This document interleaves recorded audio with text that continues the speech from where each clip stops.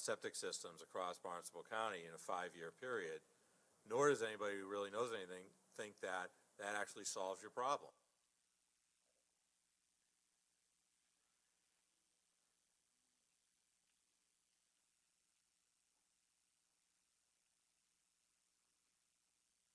The other obscure part of 2.5 is the mandates requirement. And the mandates requirement says that if the state imposes a new requirement on a municipality post 1986, it got to pay for it. So the watershed permits actually aren't a mandate. They're a voluntary action, and they're trying to incentivize you as a municipality to voluntarily put your head in the noose.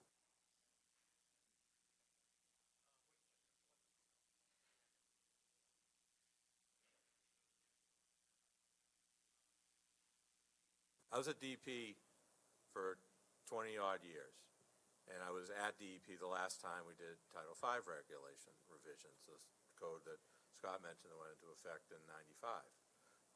It's been 28 years since the code has been upgraded. And the code, as I said earlier, has created the situation that we're trying to restore and recover from now. And everybody's known that the code was inadequate from the day it was put in place.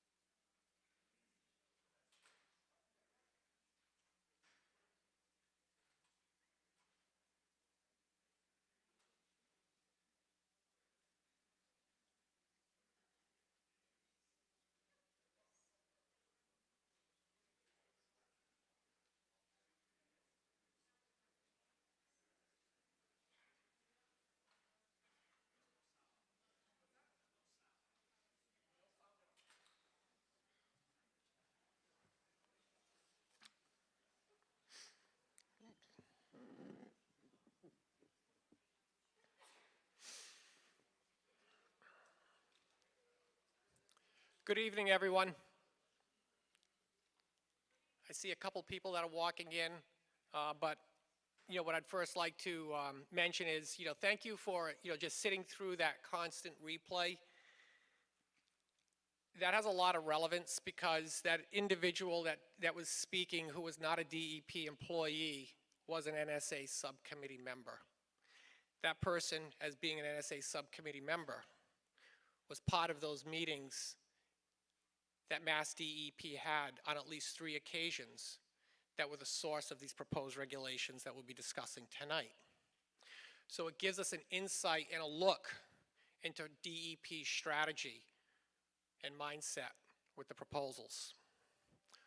What's even more advantageous about it is as that individual said, with his former employment with the department, that this isn't anything that's new. It's something that has been known for over a quarter of a century. So with that being said, we'll get started with tonight's presentation. Why are we here tonight to talk? On January 30th, the public comment period ended. So why are we here again? The public comment period ended for responding to the regulations on a technical aspect. You still have an opportunity to make your voices heard, however you may feel about these proposed regulations, to elected officials. We are going to provide information. I see some of you have the orange sheets as to providing contact information for an appointee of the governor who oversees Mass DEP, as well as the governor's constituency hotline. I see some familiar faces here tonight. I see some faces that are new. I also know that we still field calls from people that were unaware of this up until recently. It happens on almost a weekly basis. Given that this proposal is so significant, we want to make sure that we're doing our part to try to get the word out to everyone. I want to thank DCTV for filming all of these, for filming segments, for posting on social media, as well as the Dartmouth Police Department for the mobile signboards and the town administrator's office for putting the meeting up on the town hall's new message board. You know, I for one will admit that when I get things in the mail, you know, having so little time, you kind of throw things out if it looks like a postcard and stuff like that. So what we've always asked for people to do is, you know, work this as a pyramid scheme, tell someone that you know. So with that being said, I'd like to go over the proposed regulations very briefly for those that are here for the very first time. And if you have more questions about that, seek me out and I will gladly spend as much time as I need with you to talk about them. We're then going to talk a little bit about what we've learned since our last meeting just about a month ago. And then we'll turn it over to you. Before that, we do have the Dartmouth Select Board here in quorum as an open meeting. And I will recognize that board if they want to make any statements at that time before we turn this over to question and answers. I will ask that, you know, if there's anyone new here that would like to speak for the first time, you know, let's give a chance to them first, because maybe there's something that they didn't hear because of the compressed nature of this presentation on the first segment. Before you leave, there are a number of 24 by 36 banners in the back of the room. Some of those are previous slides, some of those are slides from tonight. It'll give you a better opportunity to look at them. You can take a picture on your phone and look at it further, but no worries. On the Town of Dartmouth's website, under the Health Department, all of our presentations, including this evening's, we will load this presentation tomorrow, and all of our prior presentations, so you can find those slides as well, but they are pretty important to look at. And the last thing I'm just going to ask is that there are some people at home that are watching and listening in, and that I know that this can be a very passionate subject, and that, you know, you might feel like this is an assault on your property, you're worried about this financially, it's caused a lot of, you know, mental anguish. That is not just recognized by us, but as you'll see later, others. So just when you speak, we don't want to have to mute the mic for those people on TV that are watching that could have small children in the room. So if we could just try to keep our language appropriate, you know, that would be appreciated for the folks at home. Thank you. And when it comes to the questions, if I miss you, I'll get to you. I'm sorry, but a lot of hands do go up. So with that being said, next slide. Let us begin. So a lot of you have seen this slide before, and what the slide is on June 1st, the former commissioner of Mass DEP, Martin Suberg, wrote this letter advising that the department, Mass DEP, would be undertaking a regulatory endeavor to change Title V. In that, he expressed that they were doing it because nitrogen is a known pollutant, and that if we didn't act in a timely way, that it was going to cause economic harm. This letter is dated June 1st, 2022. But what we now know, and you've all seen this other slide if you've listened to me, is that 4 days before, that page is taken from a document at the Barnstable County Superior Court. Nowhere in the June 1st letter does he mention that the reason for this was because of litigation, and the department has an obligation under the Mass Clean Water Act and other statutory obligations. There is a timeline spelled out in that document, and that timeline has largely been followed up until the last step. They were to promulgate these proposed regulations by the last business day in January. If the lawsuit against Mass DEP was to settle, they need to file documents with the court on February 28th, next Tuesday, to update the court prior to their next hearing before the Barnstable County Superior Court regarding the settlement agreement. So what the proposal is doing is it's targeting those low flush tidal estuaries in southeastern Massachusetts, Cape Cod, and the islands. Why is there color coding on there? The color coding has significance because those areas that are dark green are the areas that will be impacted first by these regulations if they pass. The areas that are light green will sit and wait, and Mass DEP has told us that us here in Dartmouth, being a light green community, we will wait several years before they get around to us. So it becomes concerning because if this is a timely issue that we need to respond to, we're losing time, and it makes it harder for us to respond going forward. Then there's a number of delays that are in the code. But as you can see, Dartmouth over here is almost entirely green. There's a little section in here, which is Padenarum, which is being studied at this time. So this proposal is not as imminent for Upon-a-Gansett Bay, where about 95% of it is sewered, and roughly about 5% of the homes remain on septic. Those areas in Dartmouth that are impacted go all the way up to our northernmost extreme on Quanapog Road.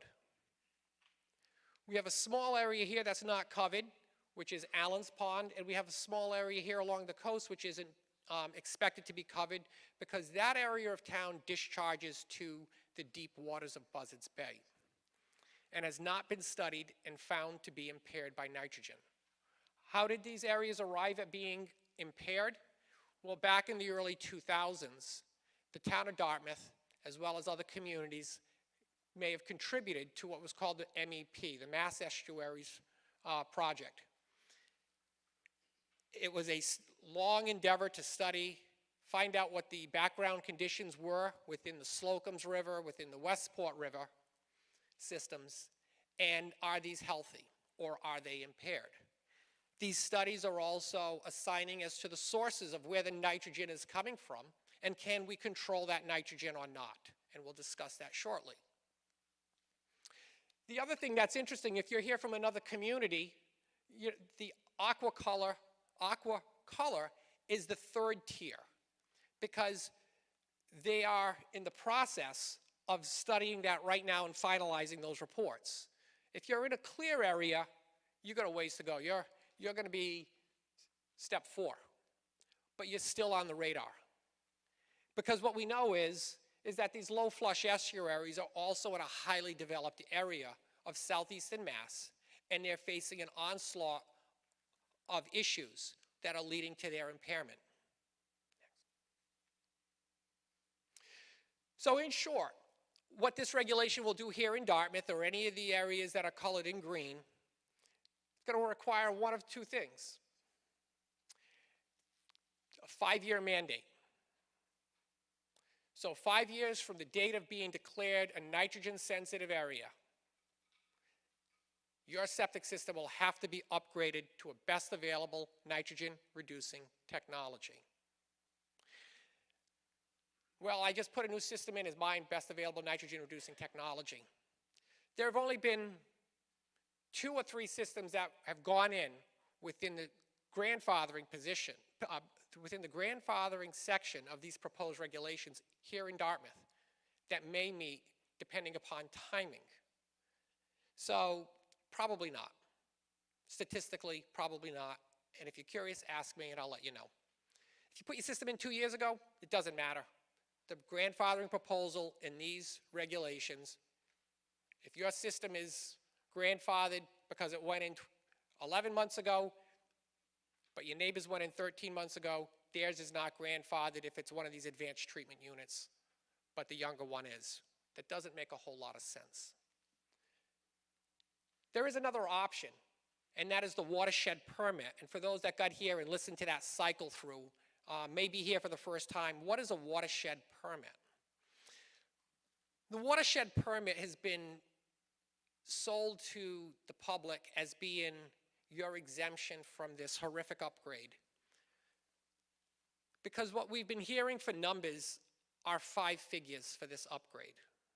I'm continuing to see numbers migrate. Earlier on, I fell victim to citing some of these numbers. I'm no longer doing that because I'm already seeing the department on one document putting out numbers that are in the 17 to 35 range, and I know that numbers will go even higher than that. We heard lower numbers than that earlier on from the department. But as you heard in that replay, that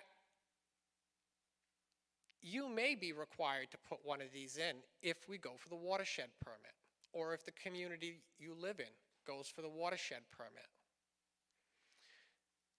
The difference is the towns will be making the decision with a consultant that has to look at all of the sources of nitrogen and figure out how are we going to get it out. Well, why don't we put in sewer?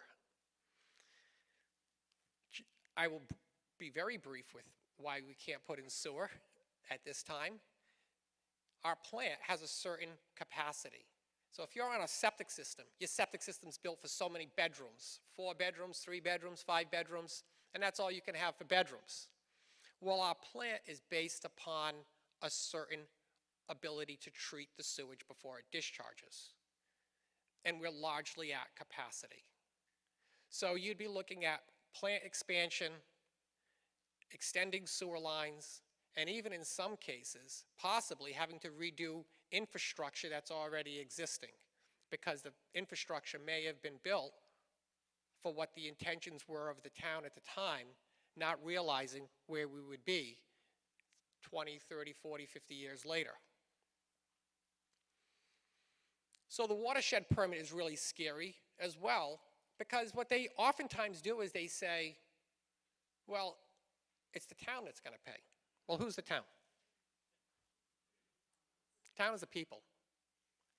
And it's easy for a town to pay for a permit, and I don't even necessarily agree with that, but, you know, hey, the biggest expense is going to be in your first year, but then you still have renewal and upgrade expenses throughout it, because there's annual reporting over the 20 years, and if there's modification, well, then you got to go back to the drawing board to modify. Next. And what we got to remember is that there's still some uncertainty with these innovative alternative septic systems, because this is a DEP document where they express uncertainty as installing these, whether they call them best available nitrogen reducing technologies or innovative alternative systems or advanced treatment units. They're all referring to a high-tech septic system. Most of you, or probably all of you, may not have it. These are optional by the code at this time. They will be mandatory. And under the 5-year, there's a lot of uncertainty whether this would even work to solve the problem. It's not saying it's not the right thing to do, but to do it in a more reasonable sense.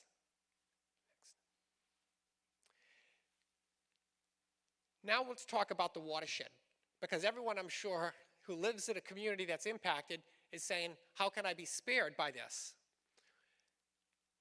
So the figures on the left, the pie charts on your left, right here, are taken from our Slocum River Watershed report.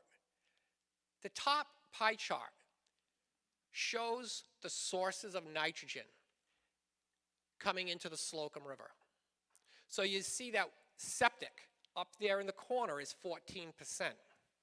You see all of these aspects of the pie chart on the left, wetlands, sediments, atmospheric deposition. Those are natural. We cannot control that. It's the portion of the pie chart on the right that are anthropogenic, those that are caused by us, that are controllable by theory. So this pie chart down here shows us that section there, which is controllable. So we know that 14% of the wastewater, 14% of the nitrogen load coming into the Slocum when this report was done was theorized to be from wastewater. It then becomes 29% when we remove those sources of nitrogen that we cannot address. This pie chart on the right, why is it colored blue and red? Well, government is about regulation. It's not about people. It's not about, because I said so. There's things called due process and laws and regulations and requirements that we're all bound by. Both, you all with your septic systems, with these proposed regulations and the existing regulations, but also government itself. We regulate ourselves. Sometimes the state regulates the towns and what we have control over and what we don't have control over municipally. And that's what we've done here in this other chart, is we've taken these controllable sources and assigned them to who has that regulatory or statutory role. So if you see red, we have been excluded from being able to control that through requirements. Certainly we can talk about best management practices, but we cannot create regulation to prevent and control those sources that are in the red. That's almost 40% of the controllable nitrogen entering the river. And you are to blame, and the town of Dartmouth is to blame. The state has a 40% role here in the Slocum River watershed. And we're to blame. And they want, as that individual said, for the town to put its head in the noose. You all. Because if the town puts its head in the noose on a watershed permit, I can talk a little bit about that with the concerns about the watershed permit. But it's going to be you all that end up having to pay for that individually through taxes and your individual properties. But it all comes back to wastewater, because you see impervious area and wastewater. And when we talk about impervious area, we're talking about that water that sheds off, enters storm collection systems, enters water bodies without any opportunity for natural attenuation, whereby that water runs across grass surfaces or weedy areas, and the plants have an opportunity to uptake the nitrogen. Next. You can just skip by that. Keep going. So this is the Westport River watershed data. Why are we talking about the Westport River watershed? Not because I live in Westport, for full disclosure, and I'm on a septic system, but because the Westport River watershed extends into Dartmouth and covers significant area. If you live off of Old Fall River Road, if you live west of Fonts Corner Road, all the way down to the highway, you're 195, excuse me, you're probably in the Westport River watershed. What I can tell you is that whole area north of 195 is green, as you can see on some of our maps there, and we can help you assign your property if you reach out.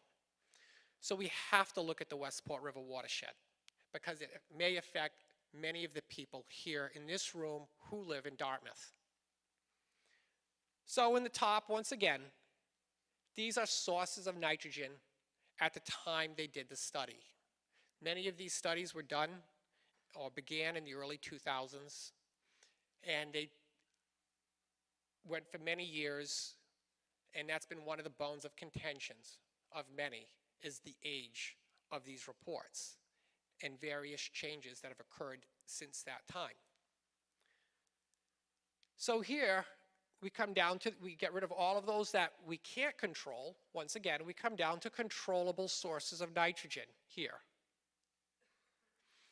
Septic systems in the Westport River watershed at that time were 23% of the source of nitrogen. And then from the controllable strategy perspective, it becomes 34%. But when we move over to who controls what, if we're going to go with a watershed permit for that area of Westport that resides within our borders, we see that almost 60% is controlled by the state. Look how much of it is now septic. So it all comes back to wastewater. I don't know how we're going to find ways to reduce nitrogen if these charts are accurate without looking at wastewater. But what about all these other things? What is the state doing? Well, the town's letter from the Select Board and the Board of Health, 42 pages long with a lot of exhibits, did a lot of records requests beginning back in July of 2022, asking, Mass DAR, about 7 years ago, you became the enforcing authority in Massachusetts for the application of fertilizer on agricultural and non-agricultural lands, so even your lawns. We asked them, how many enforcement cases have you taken in that 7 years? None. We also found in another document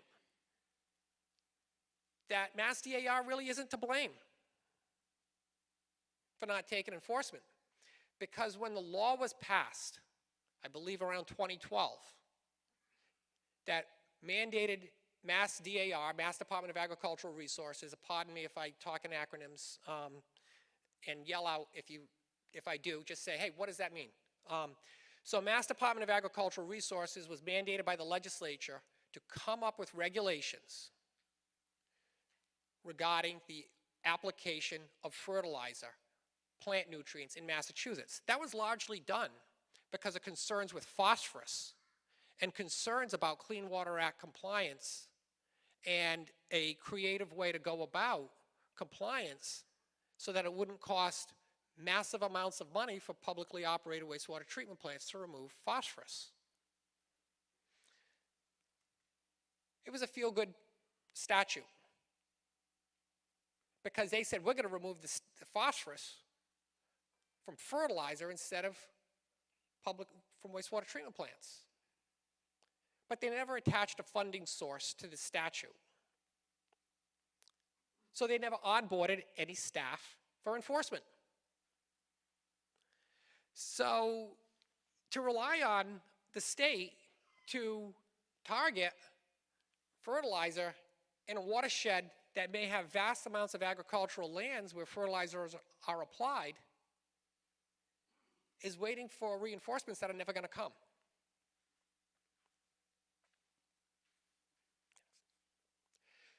So this is a listing of all of those statutes and regulations that put the towns on the sidelines when it comes to controllable sources of nitrogen here in southeastern Massachusetts. And we can certainly even get more specific. You've heard us talk about composting, for example. We know that we have large composting operations here in Dartmouth, and that Some of you may live near these composting operations. We have presented Mass DEP with data collected at a composting location that revealed nitrogen being discharged in amounts equivalent to septic tank effluent, the discharges from a septic tank.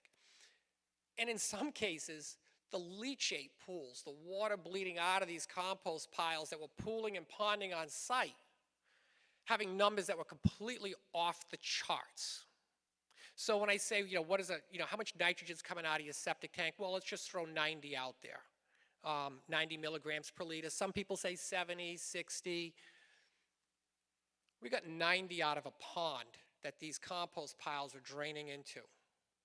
When we tested the leachate pools that were discharging into the groundwater, we got over 3,000 milligrams per liter.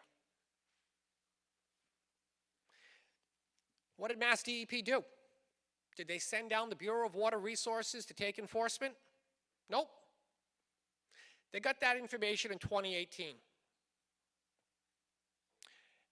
The town of Dartmouth, through town council and coordinated efforts of conservation, health department, and the zoning enforcement officer, we shut the operation down because there were some unique aspects that allowed us to, particularly with zoning and wetlands. What has Mass DEP done since that time? They're going to propose regulations that are going to require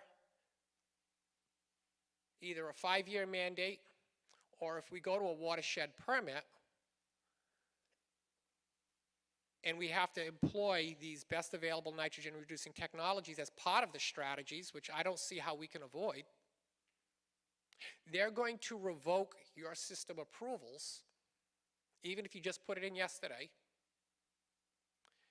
and they're going to require you now to put in one of these systems that requires a Class 4 wastewater treatment plant operator to show up at your property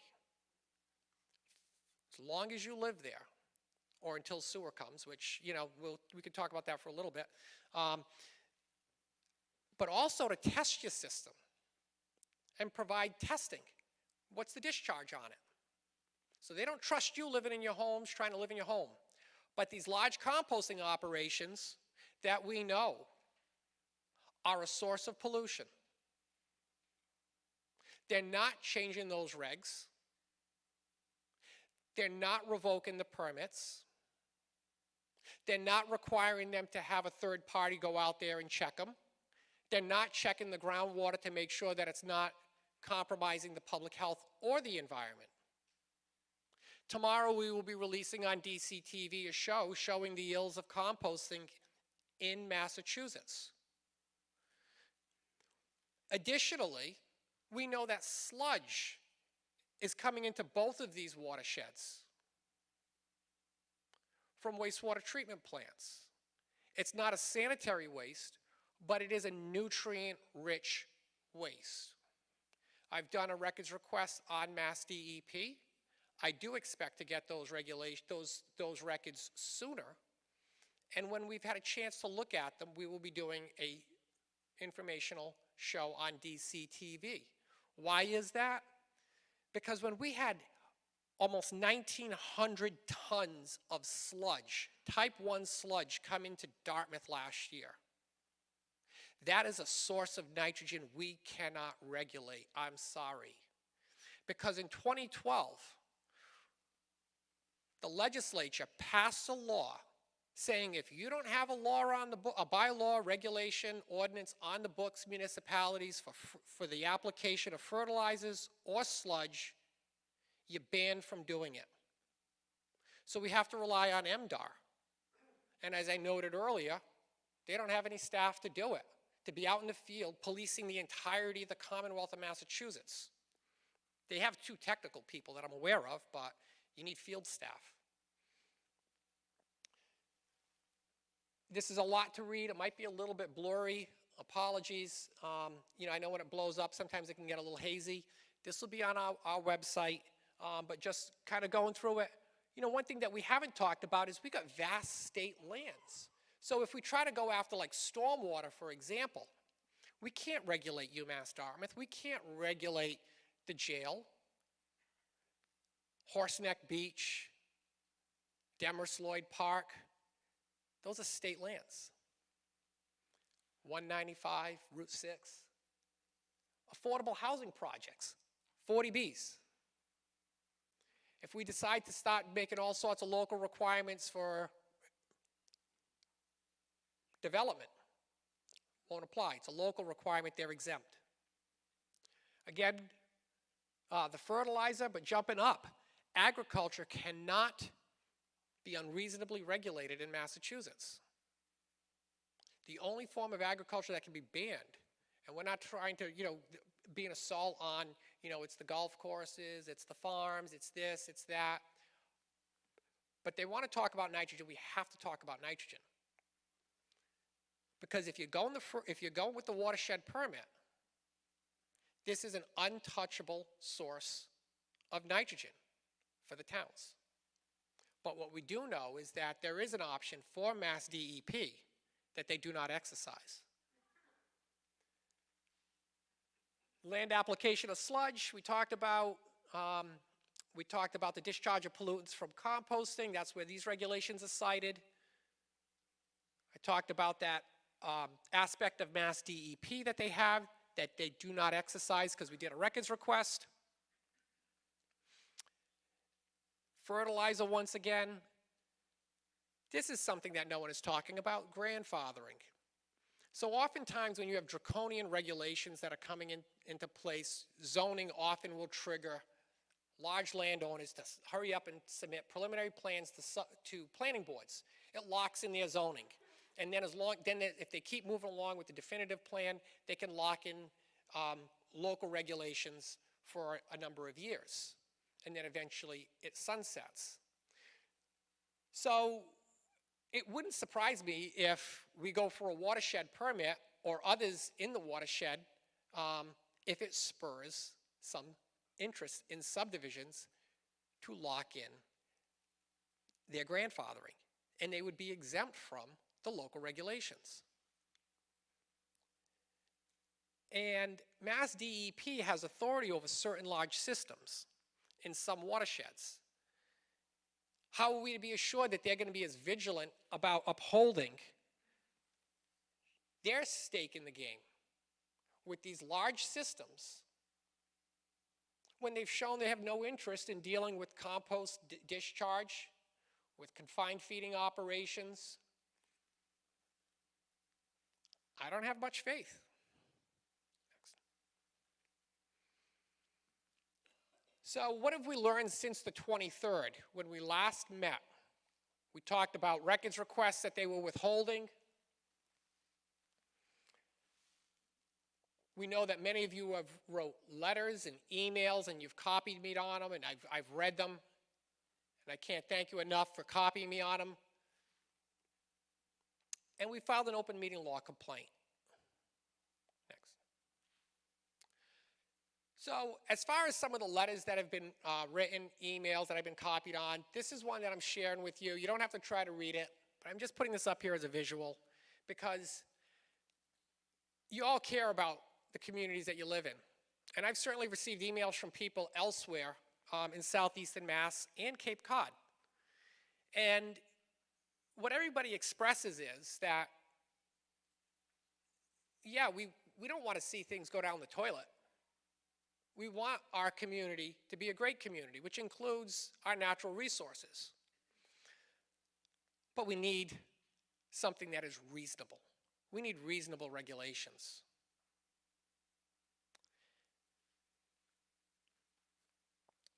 This is a letter here that was submitted to Mass DEP by the Mass Association of Health Boards. It is posted to the Town of Dartmouth's Board of Health webpage. When you get on the Board of Health webpage, there is a link that you can click on for Mass DEP Title V revisions. This 6-page document is enormous in my opinion because it is from the Mass Association of Health Boards. Someone who should have been at the table on the NSA subcommittee.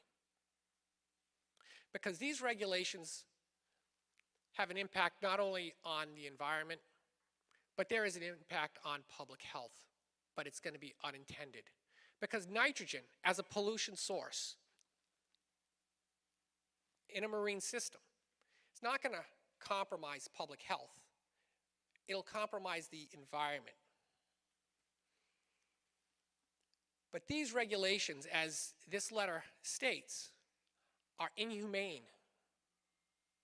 Because these regulations fail to address certain public health concerns. We are in extraordinary times with inflation. What is this going to do with people's ability to put food on the table? What is this going to do to seniors who wish to stay in their home on a fixed income? What is this going to do to seniors who try to stay in their home and trying to upkeep their home so that it remains safe and habitable? What is this going to do to the mental health of the people? Because certainly there'll be hundreds of people, if not thousands of people, that face the financial stresses of this while we wait 2 to 3, 5 years for DEP to come around to Dartmouth and figure out what, let's call this a natural resource area finally, so it becomes a nitrogen sensitive area. Then the town has 18 months to decide whether we want a permit, then 5 years to obtain the permit, and then you find out when the permit gets issued what those strategies are going to be to remove the nitrogen. But it's not over.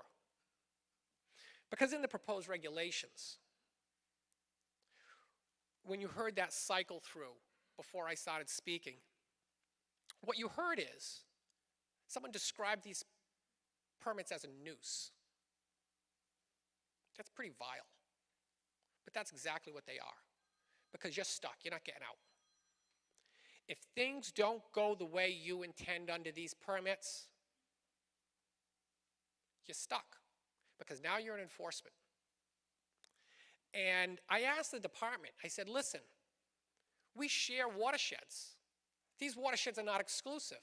Not exclusive to Westport, not exclusive to Dartmouth, not exclusive to New Bedford. What if one community does it and the other one doesn't? Why would New Bedford, I hate to jump to Peyton Aram, but that's a great example. Why would New Bedford want to do a watershed permit for Peyton Aram, for Aponagansett? That's all Seward on that side. They got no interest. That would be suicide for them. It's an expense, and then they got to figure out how to get the nitrogen down too. They couldn't answer. And the reason why I asked that, because in these permits, it's going to say, all right, this is how we're going to get the nitrogen down. We're going to change our stormwater regulations. We're going to require these best available nitrogen technologies in these certain instances. Maybe get rid of cesspools once and for all. And I'm not being specific, I'm just giving ideas. And let's say we do all that. They also require us to test the water and submit the results. And if we don't meet the required concentration, that is a violation, and it subjects the permittee to modification of the permit, which means we got to figure out how to get more nitrogen out. So it always comes back to wastewater. I'm not diminishing going after nitrogen elsewhere, but BMPs only go so far when we try to tell people about fertilizing your lawn and the ills that, can happen from fertilizer. But we've got a policing agency on that, and they're not funded. These are very aggressive regulatory proposals that were done with the subcommittee that was lopsided. And I don't fault any of the subcommittee members. The fault lies with Mass DEP for not realizing that they had an imbalanced committee.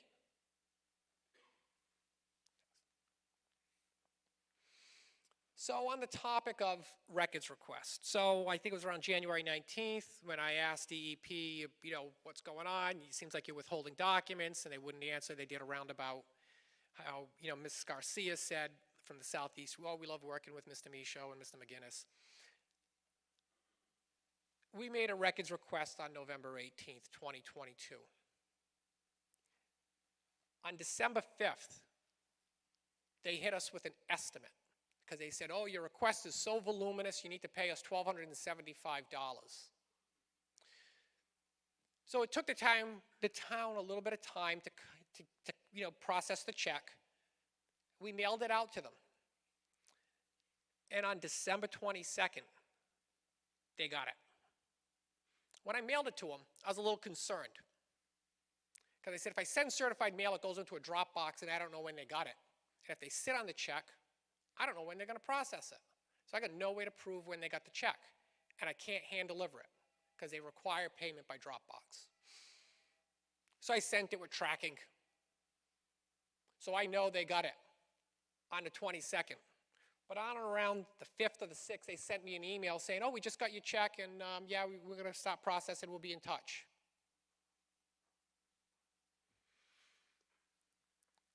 On the 6th was the end of the 10th business day. I filed an appeal with the Secretary of State's office. They were given 10 days to respond to that appeal. They did not respond to the appeal.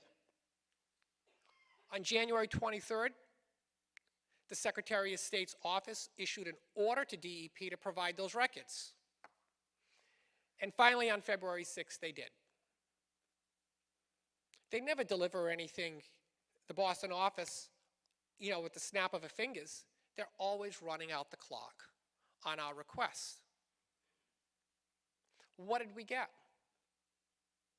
We got a whole lot of nothing. A bunch of forward emails, claims of all sorts of redactions,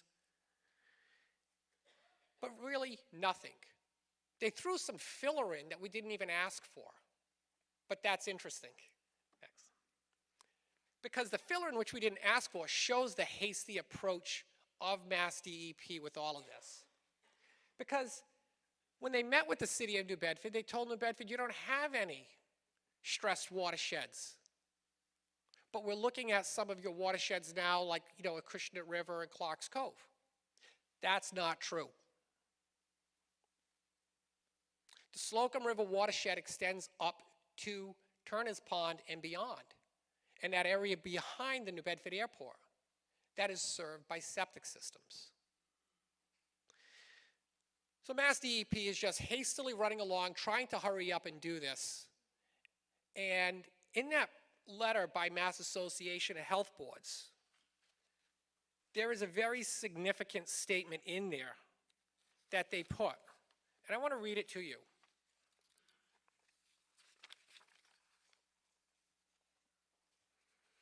In conclusion, the Mass Association of Health Boards cannot endorse the proposed regulations as it stands. It has been driven by a need for the DEP to meet a settlement of ancillary litigation and because of impending deadlines in that litigation. Mass Association of Health Boards respectfully submits that DEP has put its needs ahead of science, economic analysis, and the good of the public health. That's pretty damning. They're not saying they disagree with protecting the environment. Like all of you, they're disagreeing with how this has been done. Next. So as I mentioned a little bit earlier, what did we learn from their records production that took them all this time, that costed us all this money? Well, buried in the nothingness of forwards and so on, they did give us a few emails. One of them is quite interesting because they're always claiming that their documents are deliberative. And because they're deliberative with regulations, they are shielded from public production while the regulations are still being deliberated. Once they pass, those records would become a public record. But what's interesting is they've also said that the NSA subcommittee, when we've charged them with the open meeting law violation, is ad hoc. And when we look at some of these meeting invites, it was a lot like a class birthday party. This group was, largely floating from birthday party to birthday party, but there were invitees coming in. This meeting had 2 new people, that meeting had 2 new people. If the Title V stakeholder group that they were required to form, and we'll get to this in a minute for those of you that are new that haven't heard this, if that group had spun off this NSA subcommittee and the NSA subcommittee members were not a quorum, I would agree that these are deliberative documents shielded from public production. But that's not the case. They're using the NSA as a standalone. And they're inviting people in here, there, and everywhere. They're sharing them with the public. So I don't buy into their argument that these are not public documents. And what's also interesting is this email right here. Because apparently their assistant commissioners thought that this is public information as well. You're going to see Kathleen Baskin, who is an assistant commissioner. This email is dated September 2020, and she asks, should we, are we going to post this meeting, this Zoom meeting of the NSA subcommittee? We're going to post that online on our webpage. Paul Locke, who did the editing, and I'd love to know what was edited out of that, because it was essentially a destruction of a public record. Was it just, hey, the Patriots are playing tomorrow? Or was it something else that they didn't want as part of the record? We'll never know, because it's gone. But even Paul Locke, a longtime employee of the department and an assistant commissioner as well, put in there, if you want to post it to the webpage, let me know. So 2 assistant commissioners didn't see anything confidential, privileged about the NSA subcommittee meeting in September of 2020. So why are they hiding it? Well, shortly after we last met and the town's letter was submitted, I said, I got to move on. I've got other stuff doing. I can't just keep banging my head against the wall with DEP. It's a lot like a disobedient youth that just will not admit the truth. But I did another records request because I looked at my records request and I said, well, maybe, because I didn't say video, but they talk about a transcription. So I've made a records request on these meetings and asking for the recordings. I did that on Tuesday, so we'll see. Because they're digital and there's only 3 meetings, they should have no problem getting them to us, but 3 business days have passed. Next. So how did Mass DEP arrive at the 5-year? If you've listened to me talk more recently, especially back at some of the meetings in January, whether they were info sessions, select board meetings, where did 5 years come from? Why 5 years? Why everybody? Well, this document right here, these first 2 pages are really important because it shows when Mass DEP first started talking about how to go about correcting nitrogen, how to go about addressing nitrogen pollution in these sensitive areas. They looked at a trigger mechanism, a reasonable approach, just like we do with automobiles, for example, where we improve the emissions of automobiles. But we don't tell the person with the Model T to junk their car if it's still running. And we see them every year in parades and whatnot, and they're registered. So what happened from July of 2020 to now? Why did they spin on a dime and go to this 5-year approach rather than a trigger mechanism that was reasonable? That document on the right. That's the lawsuit. That's paperwork from Barnstable County Superior Court, and they said they want a 5-year. So Mass DEP gave it to them. Mass DEP is still obligated to give to you where they came up with this. And the purpose of this meeting is, as I mentioned earlier, maybe you all should start asking Mass DEP this question. Mr. Moran, his boss, Ms. Tepper, who is the appointee of Governor Healy, and the Governor Constituency Hotline. Because we've never undertaken any sort of a government regulatory proposal like this. The cost associated with this is going to be enormous, and I'm not confident that we'll be able to spare as many people as the department has misled people to believe. And why aren't we talking about sewer? Well, I've heard some numbers from the Cape on how much sewer extensions will cost, and it's frightening. And the Cape is a lot easier of a community to sewer than here. And I believe we have a member of the Board of Public Works tonight, and if he's comfortable speaking, I'd prefer that because it's really not my expertise. But the numbers I'm hearing from the Cape are astonishing, and they're largely going to rely on, like Barnstable, all of their tourism revenues through Airbnbs, local option meals taxes, and lodging to help try to defray some of those costs.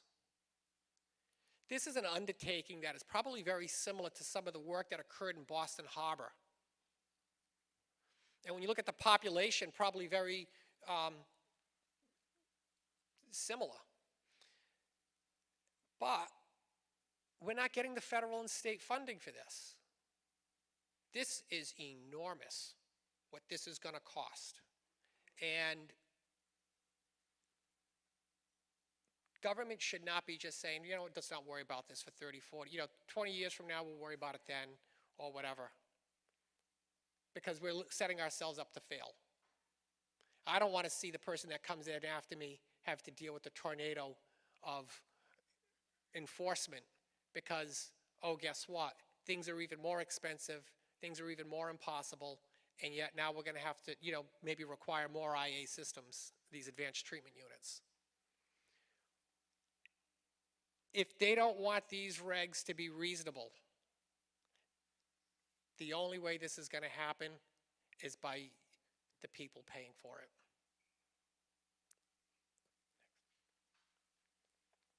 So as far as the open meeting law complaint, Mass DEP did just what I thought they would do, and they said, no, we didn't.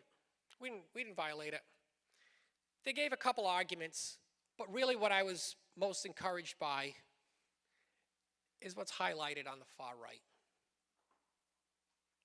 Because there is a defect in these regulation proposals. Because Mass DEP is regulated under 310 CMR 15040. That regulation that I just cited was put there intentionally because in 1995, when Title V changed, they required inspections. That was met with so much public outcry at the time that this was a way of assuring that we wouldn't have an issue like this happen again. It was a check and balance so that you could have a diverse group meeting and advising on the implementation of Title V and revisions as necessary. It says that the group shall be formed and they shall meet quarterly. This attorney has said, it's discretionary, we've never done it.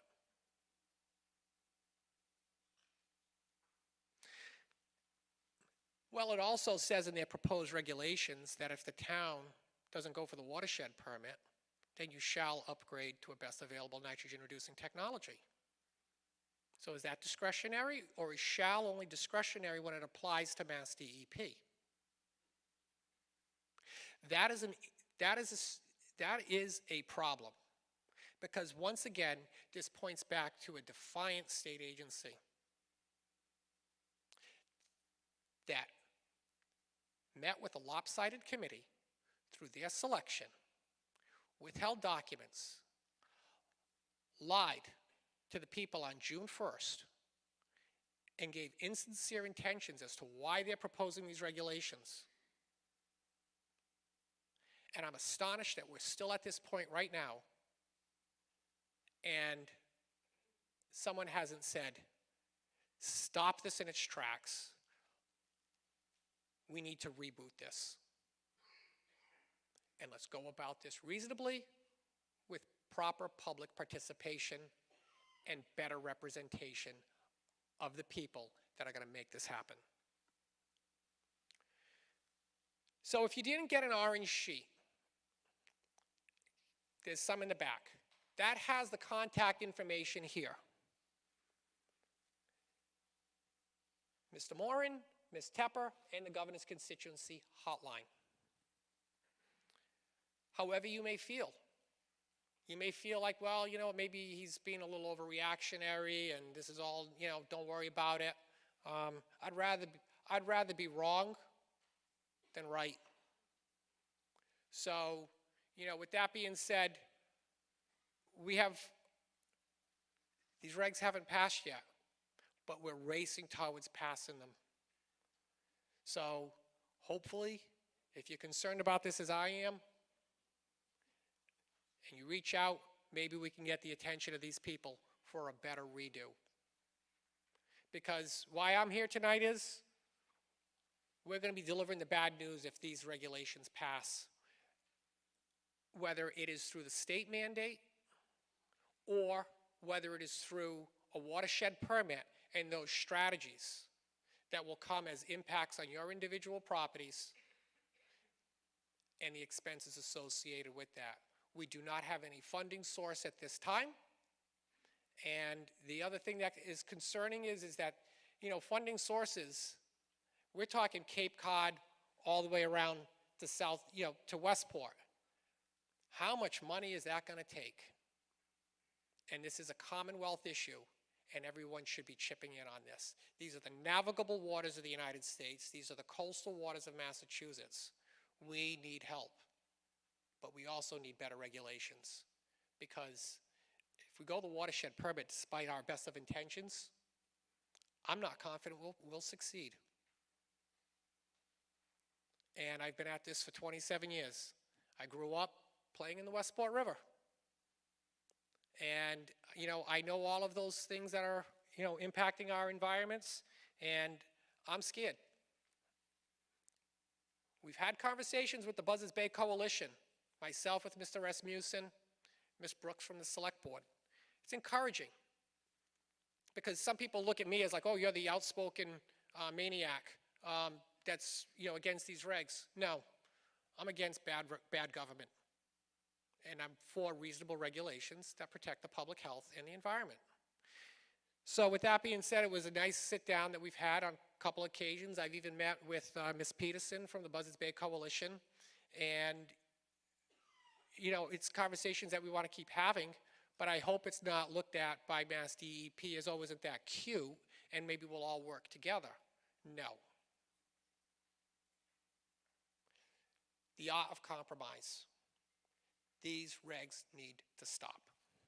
So with that being said, I kind of went a little bit longer than I wanted to, because I know that, you know, it's late at night, everyone, it's winter time, you want to get home. Happy to answer any questions after. Call me tomorrow. But before we get into the questions, the majority of the Select Board is here this evening, and Mr. Tattlebaum, I believe, the chair, would like to read a statement.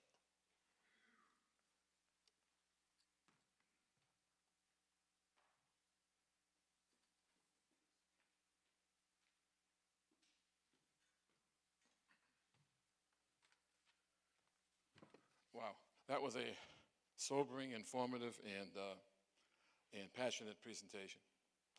I'm sitting over here with my colleagues, and all of us in this room, including us, are affected by this in every single possible, whether we have septic systems, or we have runoff, or we live near big parking lots, or we have issues with composting. Every single one of us in town is affected by this.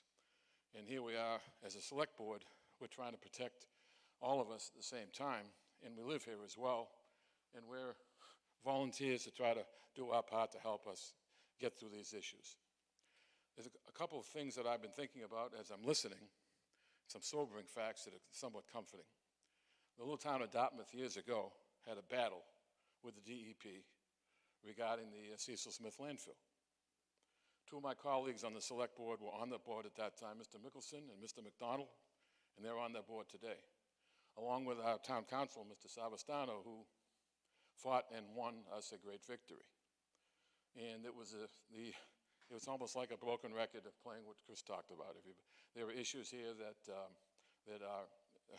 they're frightening in the same way, and they seem to never end. On the other hand, every single one of us in this room, they want clean water, they want clean to drink, and want to take responsibility for what we've created. But as Chris has said in such a great way, do it in a way that's reasonable and fair, and shared by the town, by the state, and even the federal government. Mr. Savastano, our attorney, town council, unable to be here tonight. He had a previous commitment, but I'm going to read a brief statement that he prepared for us. Town council, the select board, and the town administrator have had numerous privileged discussions, the contents of which will remain privileged regarding strategy, including potential litigation against DEP, to address the many significant concerns and equities arising out of DEP's proposed amendments to State Environmental Code, Title V. Town Council, Anthony Savastano, has also discussed these issues with town council from other communities. The contents of these discussions will not be disclosed yet. To share further information publicly could jeopardize the position of the town. And I know there are people in this with differing opinions about when, how, and what to take legal action.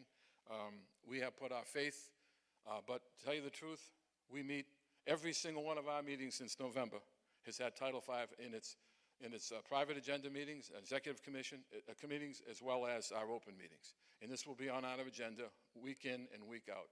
And there could be something done tomorrow that will change our position today regarding legal tactics we can take. And we're prepared to do that, whatever it takes, when it takes, and how to do it. And I know there's some frustration in this room about what and how to do it as far as when and how to deal with DEP in a legal way.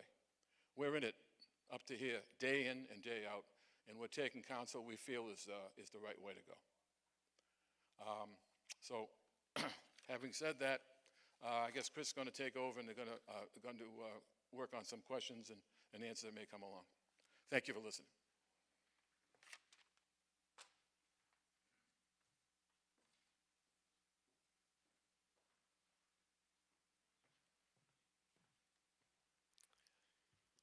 So I just want to thank everyone for coming. It is awesome to see that the public is still fully engaged on this. What we'd like to do is turn this over to anyone that might be new and has a question or has attended in the past and never asked a question. So we're going to get a mic to you, ma'am, in the front. And I see a gentleman in the back. We'll get to you next. Hi, Cheryl Seeblick from Gaffney Road. How do they determine how much nitrogen comes from a septic system? Do they test the groundwater? So when they arrived at that pie chart, they used some modeling, and the modeling was based on X number of homes. Let's just, throw a number. Let's say 1,000 homes in the watershed, average number of homes, average discharge rate gives you the total load. So 1,000 homes putting out, 5 pounds a day, it's a lot of modeling. As it goes through the soil cleans the effluent. How do they determine how much effluent is going into the watershed? They can't.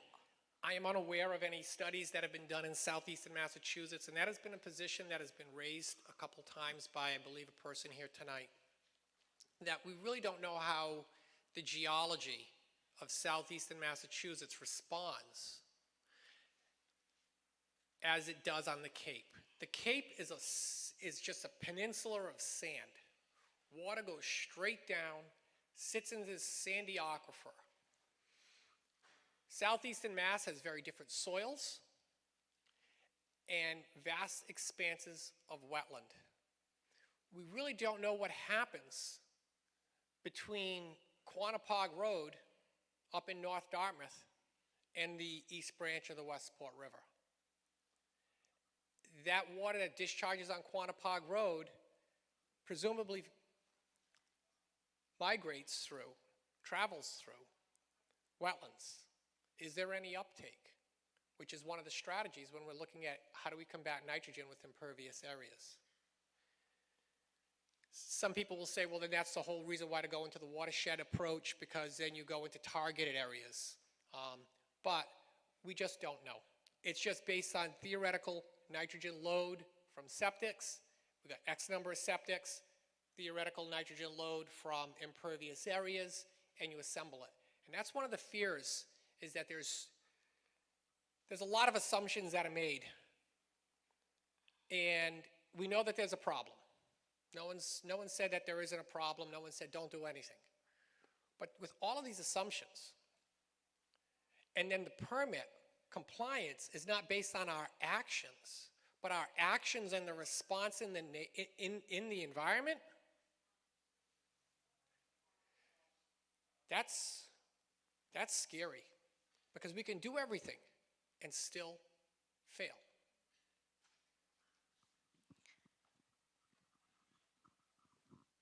I wish I could answer that. It's been asked repeatedly, and Runoff is different from something that's traveling through the soil to get to a source. Totally different.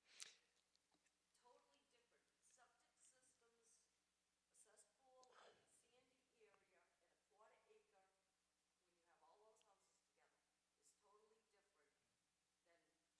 checking how the effluent is going through the soil before it reaches wherever it's going.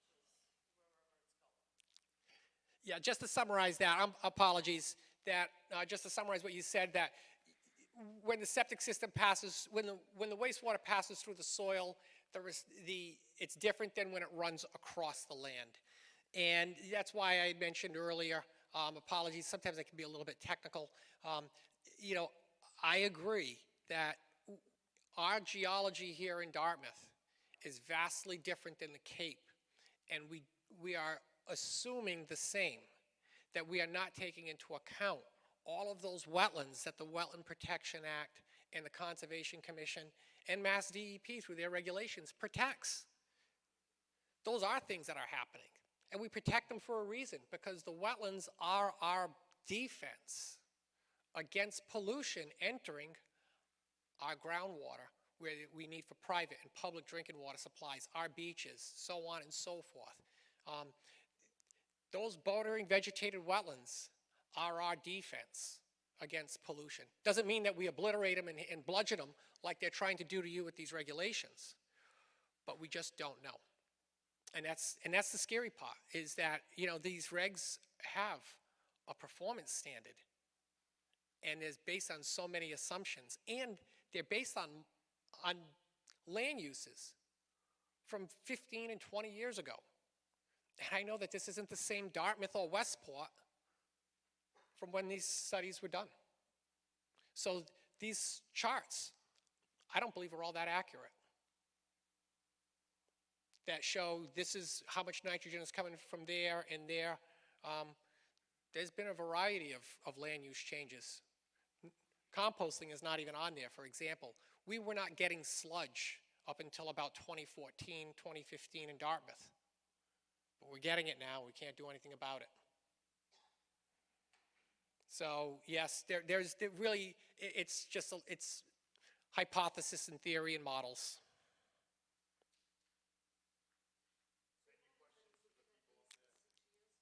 Nope. Send the questions to the people out there. They're good questions. You can't answer them. They need to answer them. There's a gentleman in the back, if we could get, he's in a blue. Right behind you. Thank you for taking the questions.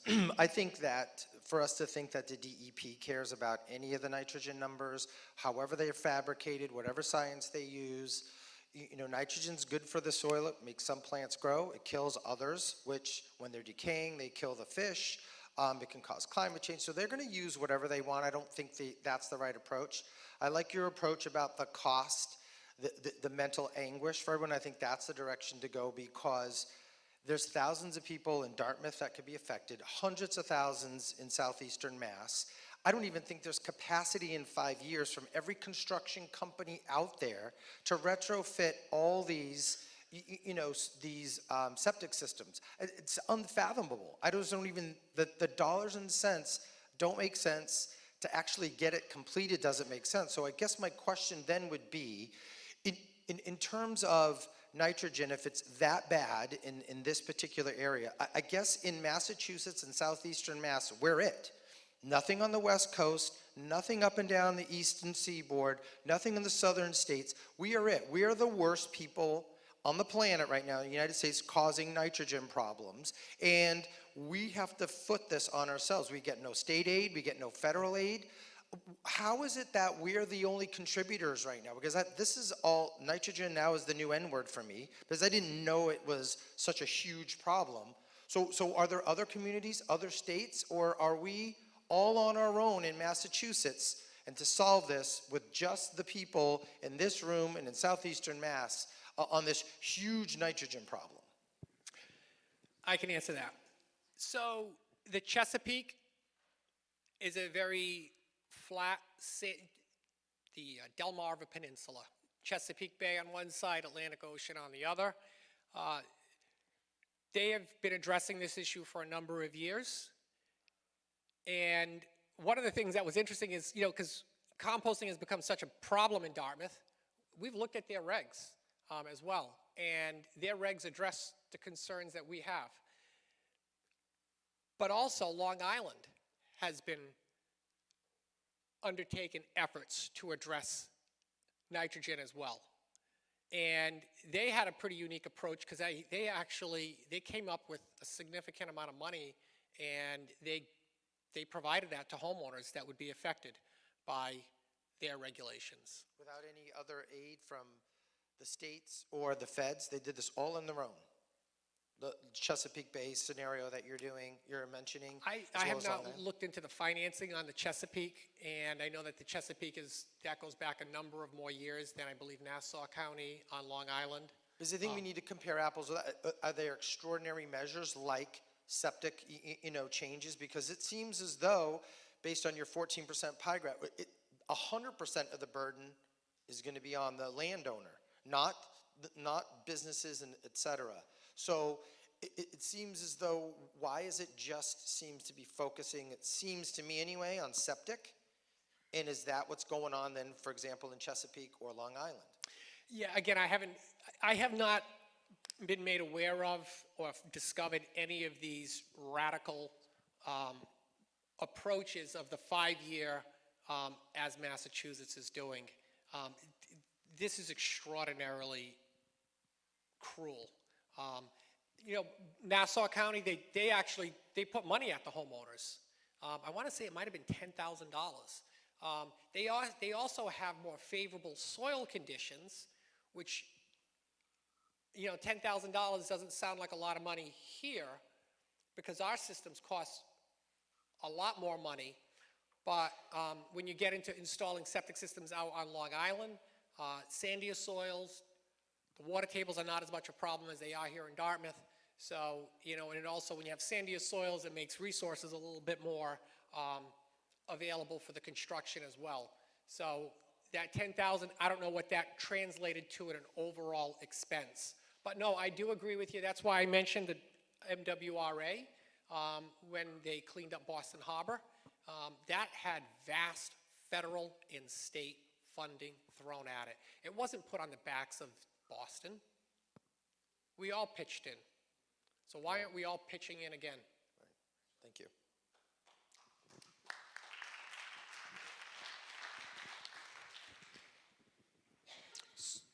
Sir in the green.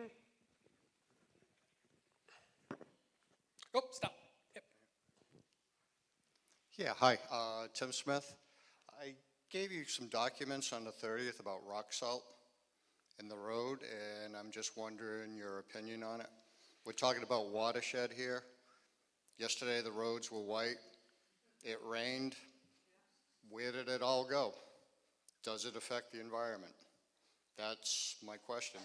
That's a great question. We did look at those documents, sir, and there was some question about salt changing the chemistry of the soil, and anytime you change the chemistry of something, you end up with different outcomes. So they didn't have anything scientifically one way or the other. It did point to some speculation that it, based on the known, that it does change the chemistry. It changes the pH, which can change the microbes, and then end up with less opportunity, perhaps, for natural attenuation, natural removal of the nitrogen through those microbes or plant life in the soil. Certainly something that, would be nice to be studied more, but what it points to is the complexity of watersheds. So it's a lot like taking medicine. And you hear about all those side effects. Everything you do has you put salt on the road because it melts the ice, makes our roads safe. But it builds up in the soil, it builds up in our water. You have to look at everything from not only your goal, but the unintended consequences. And I think what we've been driving on here in Dartmouth, and what I've been hearing from you all, and what we've been talking about is the unintended consequences of these regulations. That Mass Association of Health Board letter so eloquently puts, that this is just a get a monkey off DEP's back only. And this is wrong. So, no, thank you for providing that, because, it is a concern, because we are seeing salt levels slowly start to tick up in some of our wells, and we were not seeing that 25 years ago. Ma'am, in the front.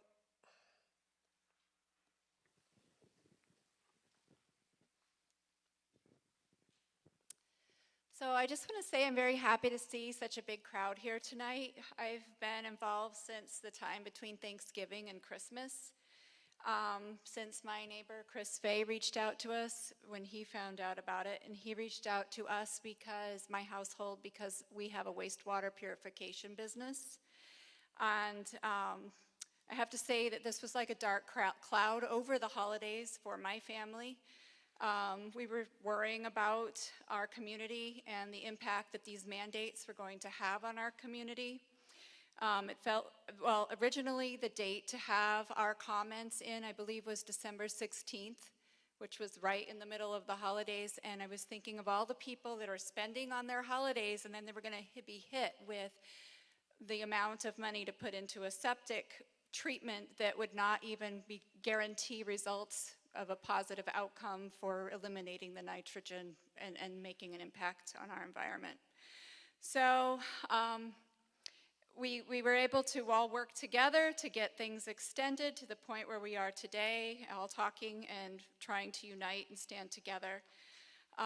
The impoverishment on our community is magnified also by inflation, and our households, with the stresses that Chris Michaud was explaining, is going to affect our whole community with the trickle-down effect of not being able to buy as much from our local businesses, and reducing the taxes from those businesses for our town and our town services, including our schools. The schools is a focus of mine because I am running for school committee. And we have aging buildings, and we have other expenses that the taxes would help pay. Finally, I want to say that I think that there's no sense in this mandate. It is also accompanied by a limit. The mandate seems to be driven by the lawsuit, and with no guarantee of nitrogen level improvement. It currently is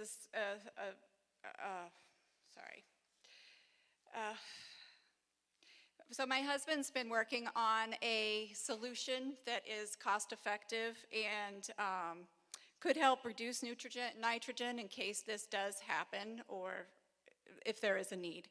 And he found out that they are limiting those solutions to only 50 sales per solution. So they say best available technology and say instead of 50,000 that you would owe, you come up with a cost-effective solution of 15,000, you can only sell 50 of them. So then the rest of the people will have to buy the higher cost solutions, and that's not necessarily the best available technology. So I'm just saying that this is all a bunch of baloney. I think that if they really wanted solutions, we can move towards innovation with incentivizing solutions without mandating them and then limiting them, because it doesn't make any sense.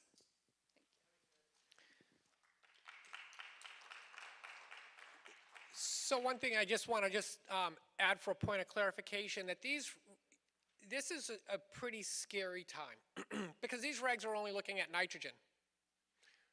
We know that phosphorus is a concern in freshwater systems. And in DEP's document, they talk about, well, if you want to make phosphorus part of your watershed permit, go ahead and do it. To me, that's a bell ringing, saying phosphorus is next. Where's DEP on phosphorus? And if they get away with this bludgeon approach, those people that are sitting elsewhere in Mass saying, oh, God, I'm not out on the coast, you're next. Phosphorus is next. Anyone else? I see 2 people that have spoken before, 3 people that have spoken before, so I think we're all ready to go. But the only thing I would like to do is, I guess I'm going to learn from DEP. Mr. Almy, give an opportunity for our government officials. Everyone always likes to hear Mr. Almy talk. Did you want to talk tonight, Mr. Almy?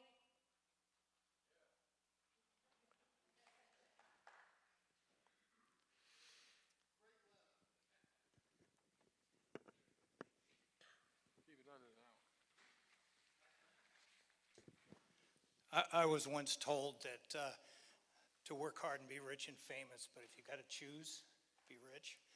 And I didn't do it right, so.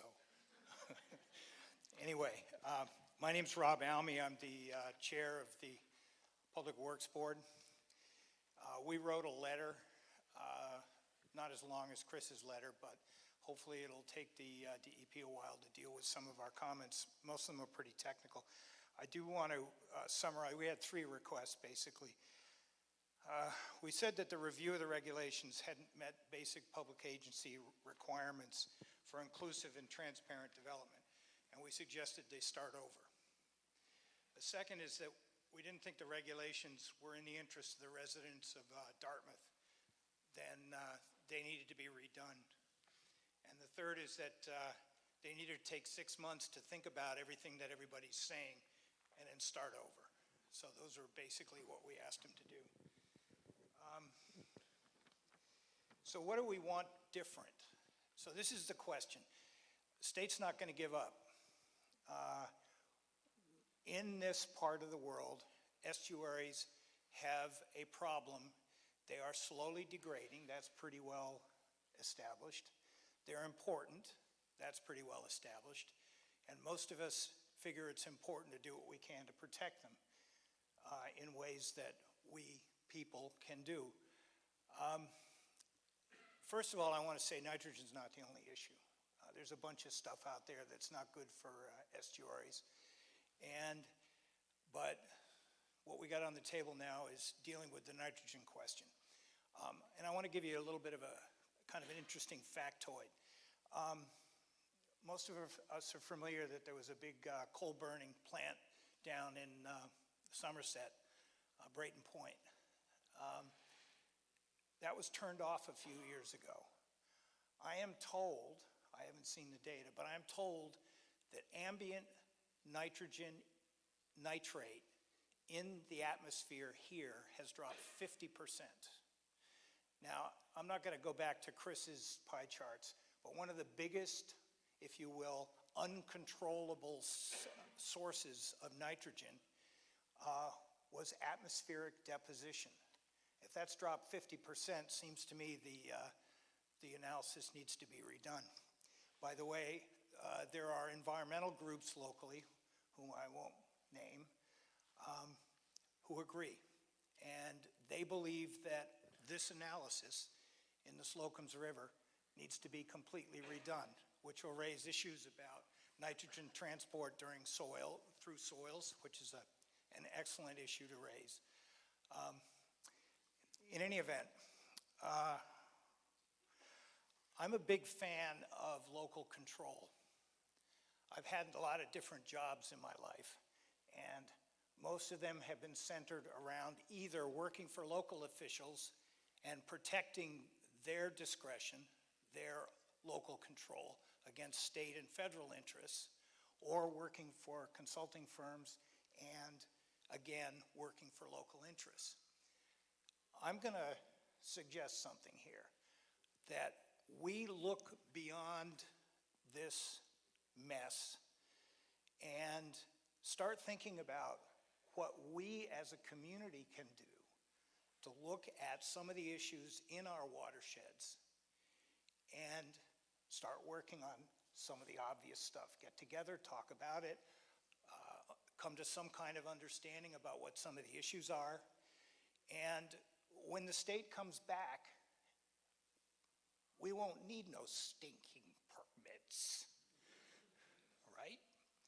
Because if the local interests, your Board of Selectmen, the professional staff of the town, you and I, are working on this thing, and we can explain why we're doing what we're doing, and that it would be good for the DEP to give us money. We can always use our own tax dollars back. That's a good thing.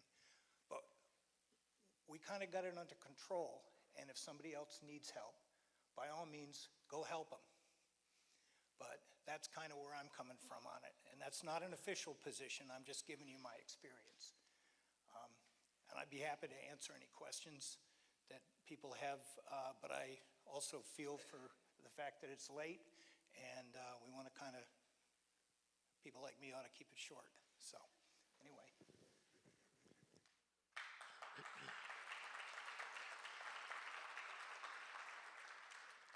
On that note about, what else can be done? One of the concerns about the Slocum River that was raised by Michael O'Reilly, former Environmental Affairs Coordinator for the town of Dartmouth, now retired, is being investigated by the Buzzards Bay Coalition. And I think it is a very big issue, and I'm anxiously awaiting these results that are going to come out in a few years. And that issue is the plugging of the Slocum's River mouth. There's a big sandbar out there. When we look at historic maps of the mouth of the Slocum River, there's a place on the west side called Deepwater Point. That's a dune.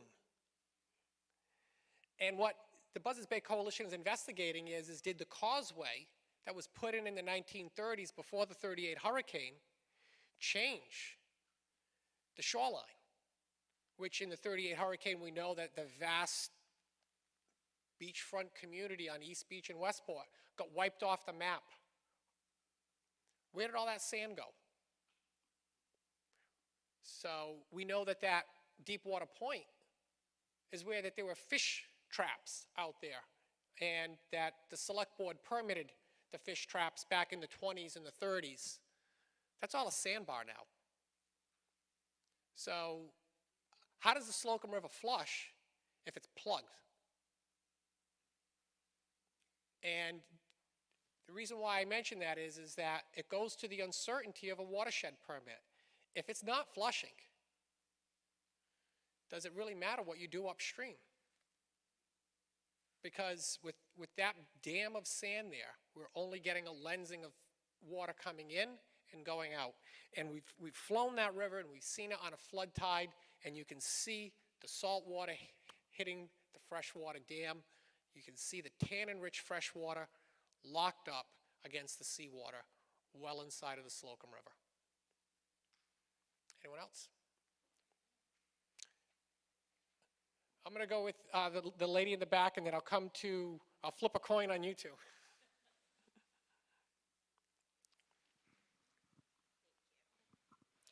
Hi, Janine Jenny, and I just have a quick question, and can't speak for everybody in the room, but I think there's a lot of anxious feelings on what's going to happen, and as a homeowner, how this is going to impact us.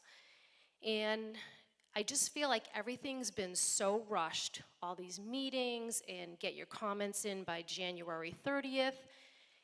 Is there any drop-dead date that Mass DEP has to come up with their decision as far as these changes to Title V?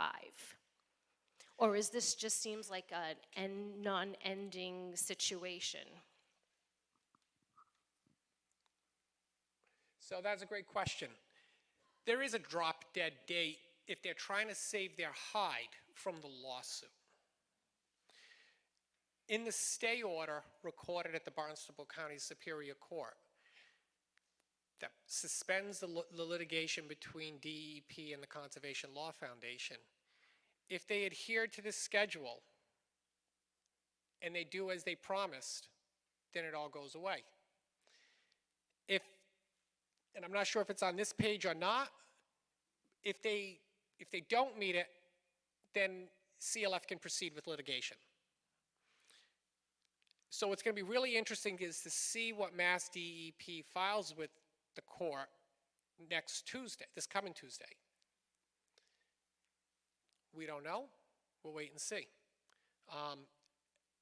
But, you know, what you mentioned about the rush nature and all of this, you know, I can't thank our select board enough, Mr. McDonald being the most vocal about that, about how they snuck this in between the holidays. Beautiful time to try to pull the wool over the public's eyes. You know, that was very deliberate. You don't hold public hearings between Thanksgiving and Christmas, and that's what they tried to do. Oh, there we go. So my other question is, the NSA subcommittee that's been working with Mass DEP to come up with these regulation changes, are they continuing to meet, or are these the drop-dead two options for what's going to happen? That's a great question. So once Mass DEP advertised the public hearings, they had to publish these draft regulations, and this is it. This is the proposal. It's either yay or nay, and if they try to do any revisions to it, I don't believe that the revisions can be significant by nature. So maybe they could get away with doing something minor, but if they were to do a significant alteration to them, it's going to require to restart the process. So I am unaware of the NSA subcommittee continuing to meet since these regulations have gone out for public comment. But what I also know is that Mass DEP, sometime in late December, was posting positions to hire for these new regulations. Now, they've been disobedient all along, so please don't let that discourage you from continuing to comment to elected officials, because they've demonstrated that they are a very disobedient organization to the public. They're just trying to, as the Mass Association of Health Boards wrote, this is just, let's get something passed to get rid of this lawsuit. And if you all keep making your voice heard, and I think they'll be watching us tonight, maybe, just maybe, we have a chance at coming back with something reasonable. So I do see a gentleman here that I've not recognized in the past, but I do know that Mr. Laranger and Mr. DeLeo, I believe. No, Anderson. And, well, you're using the term gentleman kind of loosely. My only question is, if we wanted to see the wording of the lawsuit, is that available to the public, or is that? It is, and that's what's so infuriating about that June 1st letter. That's all public. That's all at the public's fingertips if you can navigate mass.gov. So you can go to the Barnstable County Superior website, and you can call up all the documents and read them all. We'll see what we can do about maybe trying to get some of those documents transferred to the Board of Health website so you all can see them. Might take us a couple days because the town is transitioning, so I can't promise when that'll happen, but you know, we're going to try our best to get them up. Thank you, and thank you for all your hard work.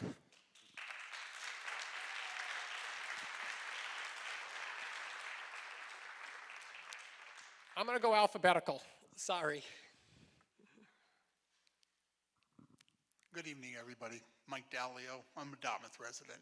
I've spoken a few times. In answer to this lady's question, in the technical report, the scientific report that was done for the Westport River, on page 34 is the answer to your question. They tested septic systems in Cape Cod for effluent discharge. That's all sandy soil. There is no test data. I've asked the question during a technical review period, which ended January 30th, and I have not got an answer.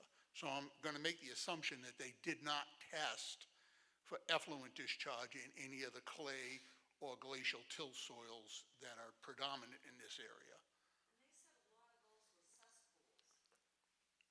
Cesspools or not, it's sandy soil. It's just going to run horizontally and into the ground quickly. It's just going to go. And they also have a history in Cape Cod, because I'm researching phosphorus right now. There's been major issues going back 15 or 20 years on Cape Cod with phosphorus and nitrogen.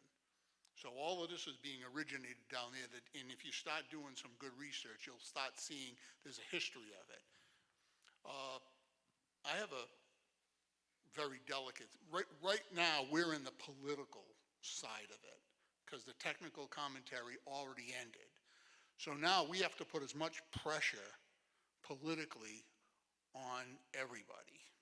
You really got to put the pressure on, and I'm going to put a little bit of pressure on some people right now. Here's the issue. I have a private septic system. In Dartmouth, there's only approximately 2,000 residences that would be impacted that are on private septic systems, really. The rest of them are either not in a watershed or they're on the sewer. The Dartmouth sewer system's extensive, but I live up on the north side off of Highland Avenue, between Rivers and Fall River, and there's no way that I'm going to have a sewer system where I am. So the question I have is, how many of our public officials, including our elected officials, have private septic systems, and how many of them have sewer systems?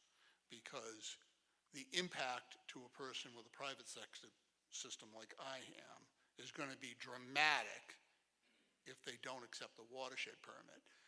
Frankly, it probably is not going to matter, because even if they do take the watershed permit, I'm probably going to end up getting stuck between, I just had an estimate for a system, and that would be, my system is be extraordinary costly, in the range of 100 and up, thousand for my house. Now, first of all, I'm a construction retired. I design, build a lot of stuff throughout my career. My numbers, I did a lot of contracting and estimating. All of the numbers you're hearing are all lowballs, because I've been speaking to development people, and a lot of these innovative systems are running around $60,000 on new construction right now. If you have to redo a system, my guess is somewhere between 30,000 upwards to 100 plus, depending on the magnitude of what has to be redone. Now my question is, how many of our select board and elected officials actually have private septic systems, or how many of them are on sewer systems? Are we represented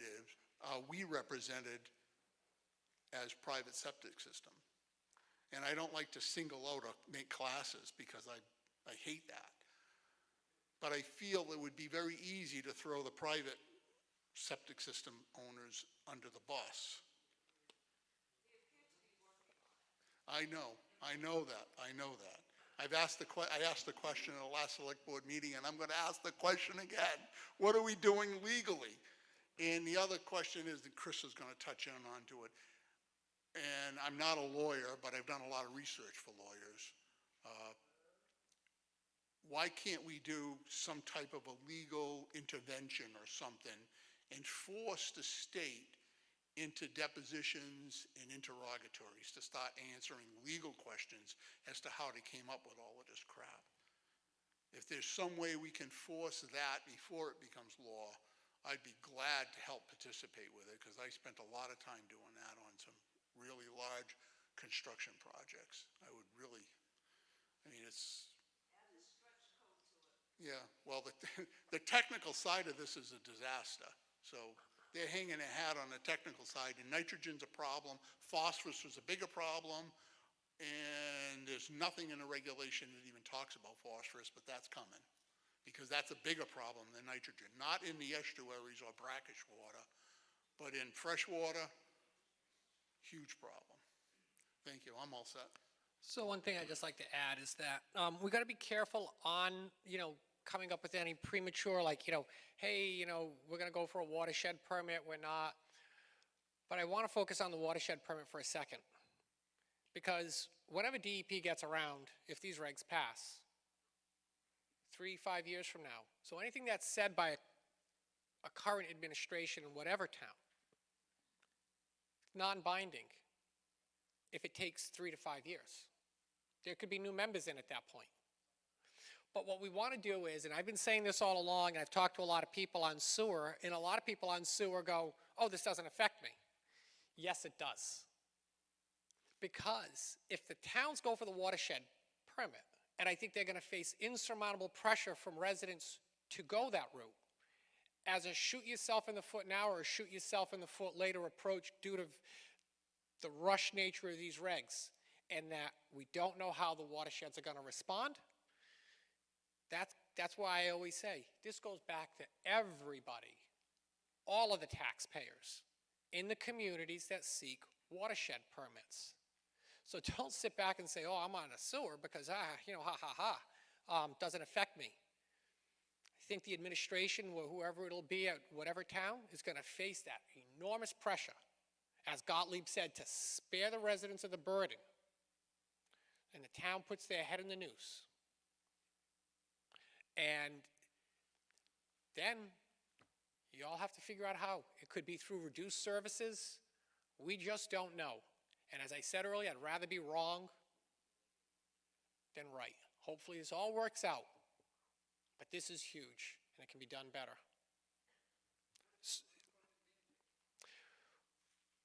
I know a number of people have made that, well, just, you weren't on the mic. So the gentleman asked, what about unfunded mandates?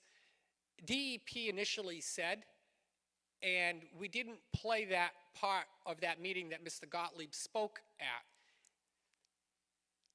They feel as though it's not an unfunded mandate because of the 5-year approach. Because they're offering us an option, it's not an unfunded mandate. And what that individual said is that they created the option to interfere, as we were playing earlier, to cause the residents to run to the, to their executive boards and health boards and say, spare us this burden. That's why they made the 5-year so harsh. So they've said that. DEP has said that. I know a number of people have made that comment. They're going to probably respond back with that that there is an option. You can go the 5-year. So, Mr. Tattlebaum. I'm going to give you my emotional response. Here it is. You fell right into the trap that DEP set for us, because what they're trying to do is divide this town. If you think that the sewer is emptying in the Clark's Cove in front of my house, I may never be able to walk in the water again. So if you think that because I don't have a septic system, that I'm going to rule in a way that's going to be selfish to my own self-interest, then don't vote me out of office, because don't divide the town. Mr. Almy had the right idea.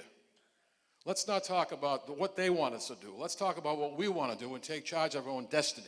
And don't do it by dividing us. Make us come together, do it the right way. I'm all for that. That's what I'm doing. And if you don't like it, vote me out. But I'm telling you right now, the way to do this is to come together as Team Dartmouth. and take the leadership from a fellow like this. And Sean McGinnis was on the Cape for years in Barnstable, saw the fighting, town meeting after town meeting. Each town said, no, we're not going to pay for an upgraded this or that. And it took 20 years, and DEP got caught. And now they're trying to divide us with stupid regulations and ridiculous solutions. The way to do it, we have experts in this town. We've had so many people come to us at our meetings that have such great knowledge and can help us through this as a team. And that's what we're going to do. As far as lawsuits, you didn't listen to what I said. If it takes lawsuits, we'll do it at the right time, at the right place, with the right technique and quality. Tomorrow's another day when it comes to how we deal with DEP. Tomorrow, it changes every single day. Okay.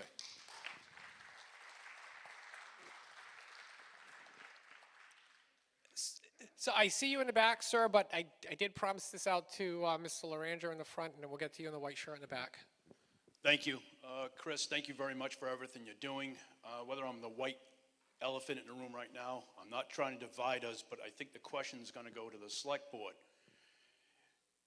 It seems like we already know they're going after all of us, the private septic system people. As this gentleman said, $30,000 and up, and that's not including the yearly fee it's going to cost us of up to $2,000 to keep the IA system running and being inspected.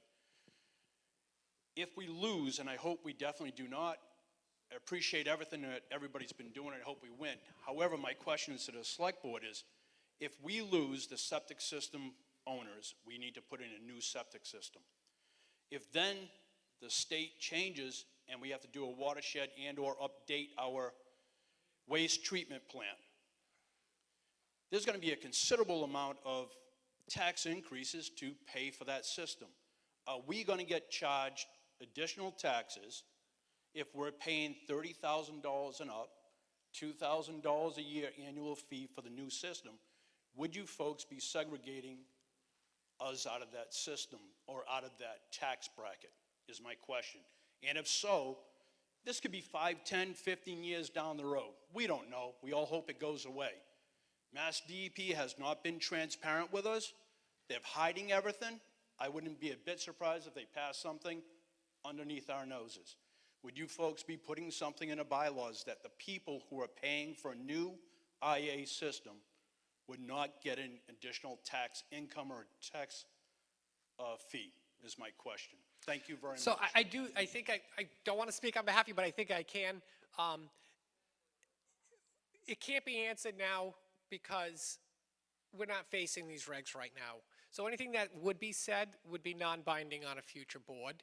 But also we have to remember, and this is what this regulatory proposal is ignorant of, the complexities of local government. We don't serve under an executive like the state and then the legislative branch coming up and them working together. You end up in local government with divided government. You've got an elected select board, you've got an elected planning board, you've got an elected board of health, you've got an elected town meeting, and all of them operate autonomously.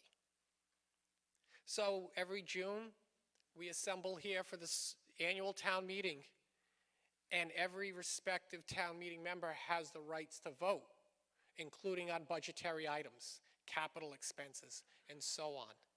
So I understand, the concern, but it's a question that would have to be asked of even probably town meeting as well. And you can't bind town meeting. That's been a comment that's been made by someone from the town, either in the letter or at one of the public meetings. We have made that known to Mass DEP, that you do not have a supreme authority by which to drive all of this. And it's going to require planning board, board of appeals, board of health, town meeting, select board, board of public works, under a watershed strategy, and all of you. And intermunicipal agreements, possibly, because all of our watersheds are shared. So, how'd I do? Sorry.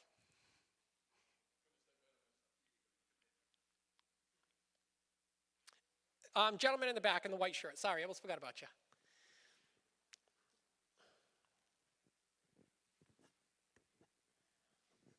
Thank you, and thank you for your presentation tonight. I'm one of the new, I guess, faces to this. I'm just learning about it myself, so the background was super helpful.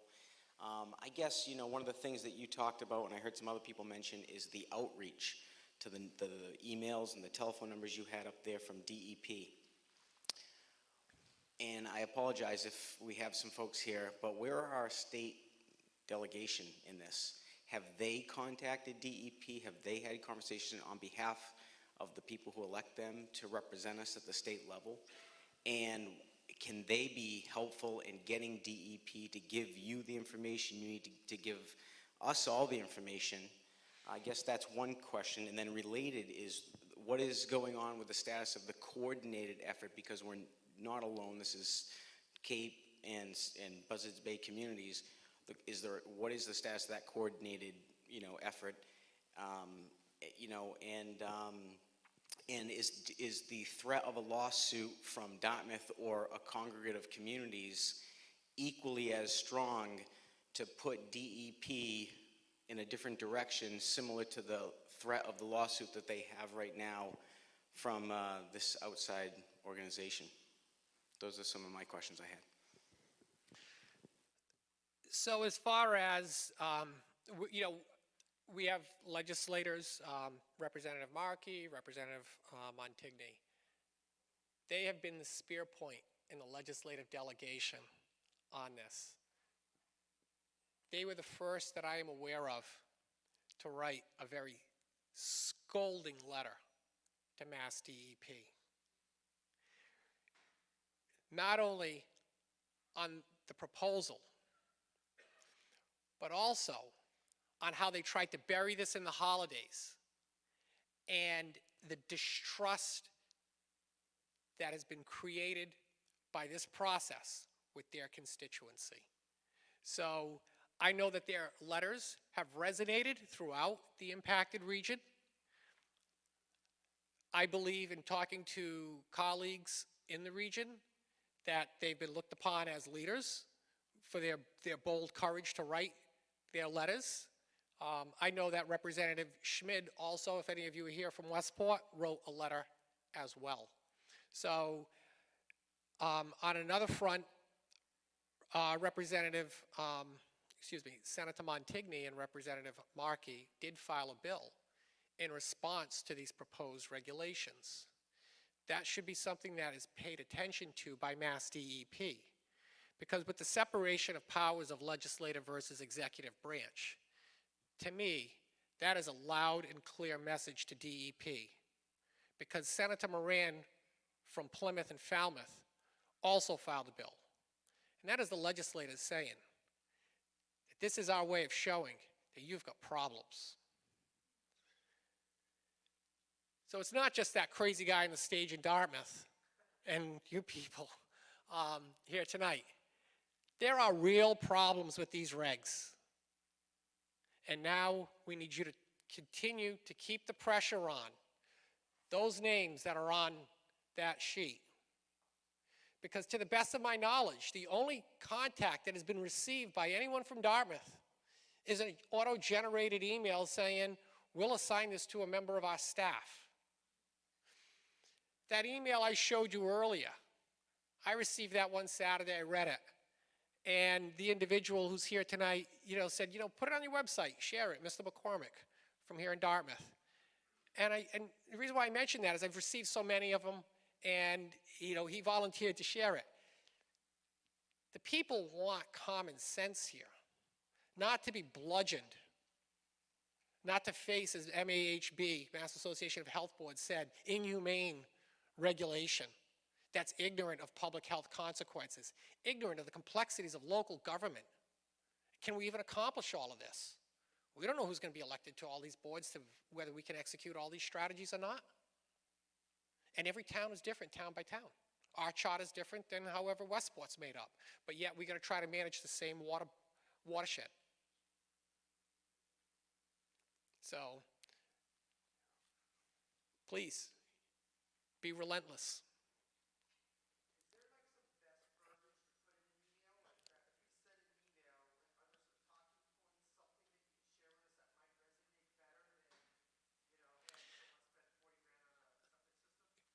Sure. So myself having been the recipient of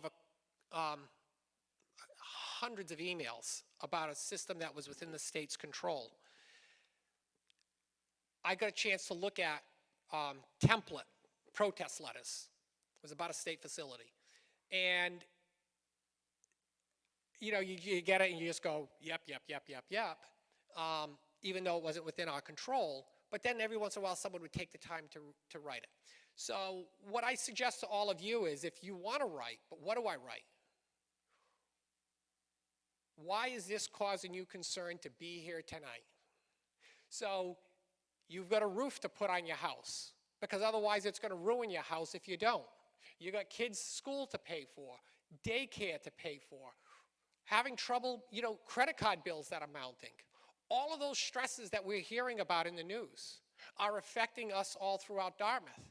And yet, we now want to bludgeon you with either option A, which is the 5-year, which is going to cost an unknown amount of money, beginning, you know, somewhere in the 5-figure range, or option B, which you're being misled by being told that it'll be the town, as though the town can just print out pallets of cash and it's never going to affect you. It's going to affect all of you. So I hope that answers it, but I can't emphasize enough, no matter how short, even if it's the distrust. And even, you know, something else to mention. I mentioned earlier about how DEP said shall is discretionary when it comes to the department. But they don't expect shall to mean the same when it applies to you. That's wrong. So when you assemble all of this together with how they tried to sneak these regs through, they tried to lie as to why they were doing it. They won't produce records. This is concerning. This is our chief environmental protection agency, and it's caused widespread distrust. And there are other aspects of this agency that are serving our people here very well. And it concerns me that that's being eroded by this process. So, and if you want to reach out to me and anything else like that, you know, happy to, but I can't emphasize enough, just personalize it, write it from the heart. Everyone's facing all sorts of financial issues, and you don't have to get you don't have to get specific on your bills, just mention those core issues. Anyone else?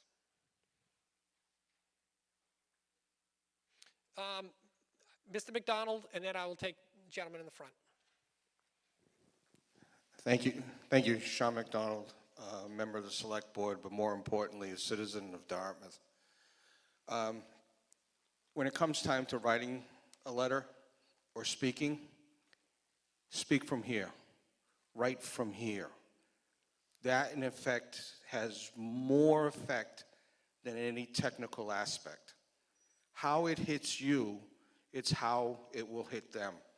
And to be honest with you, the person that really needs all the letters is Governor Healy. There isn't a politician elected in this state that wants to start off a term with a big problem like this. She needs to see your letters all the time. There's a couple things that were left somewhat unanswered. When we first discussed this, we were discussing the time frame. We sent a letter to Senator Montigny and Representative Markey asking them help in getting the comment period extended.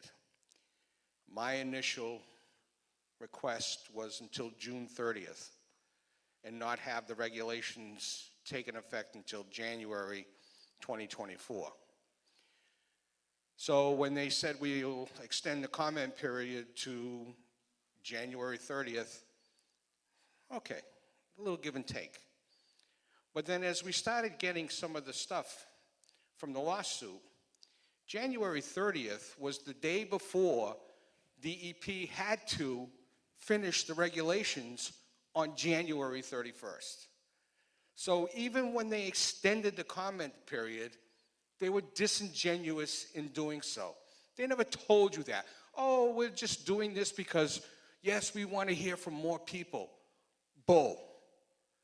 They chose January 30th because the regulations had to be published and finalized on January 31st so that they can give it to the Barnstable Court in February, so that when the hearing is held in March to decide whether or not this is going to go through because of the Conservation Law Foundation. And you want to ask why this is being done?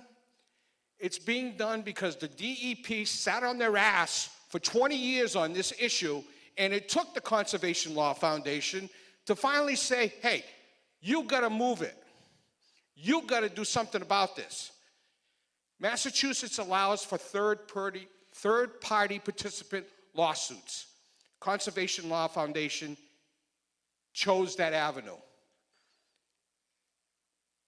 People are talking about phosphorus. That's Conservation Law Foundation's next target. They're going after nitrogen. Phosphorus is next. Who knows after that? And somebody asked, why us? Low-hanging fruit. When you want to solve a problem, you go for the low-hanging fruit, and then you go after the other stuff. People like you, people like me, people like your neighbors are the low-hanging fruit. They know that. And when they said you have two choices to go through, either it's on the people who own the systems or put the noose in the town. And I will tell you this, when I and my wife bought our house, we were on septic. It was a horrible system, horrible, had problems. Then they decided to sewer Route 6, Reed Road, all that. Boy, I tell you, that was great. We're in there. I'm on a sewer system. But my job as a selectman is to look after everybody in town, not just this segment of people or that segment of people. It's for everybody, and that's what I intend to do, that's what I have done, and that's what I will do. This isn't over. It's not over by a long shot.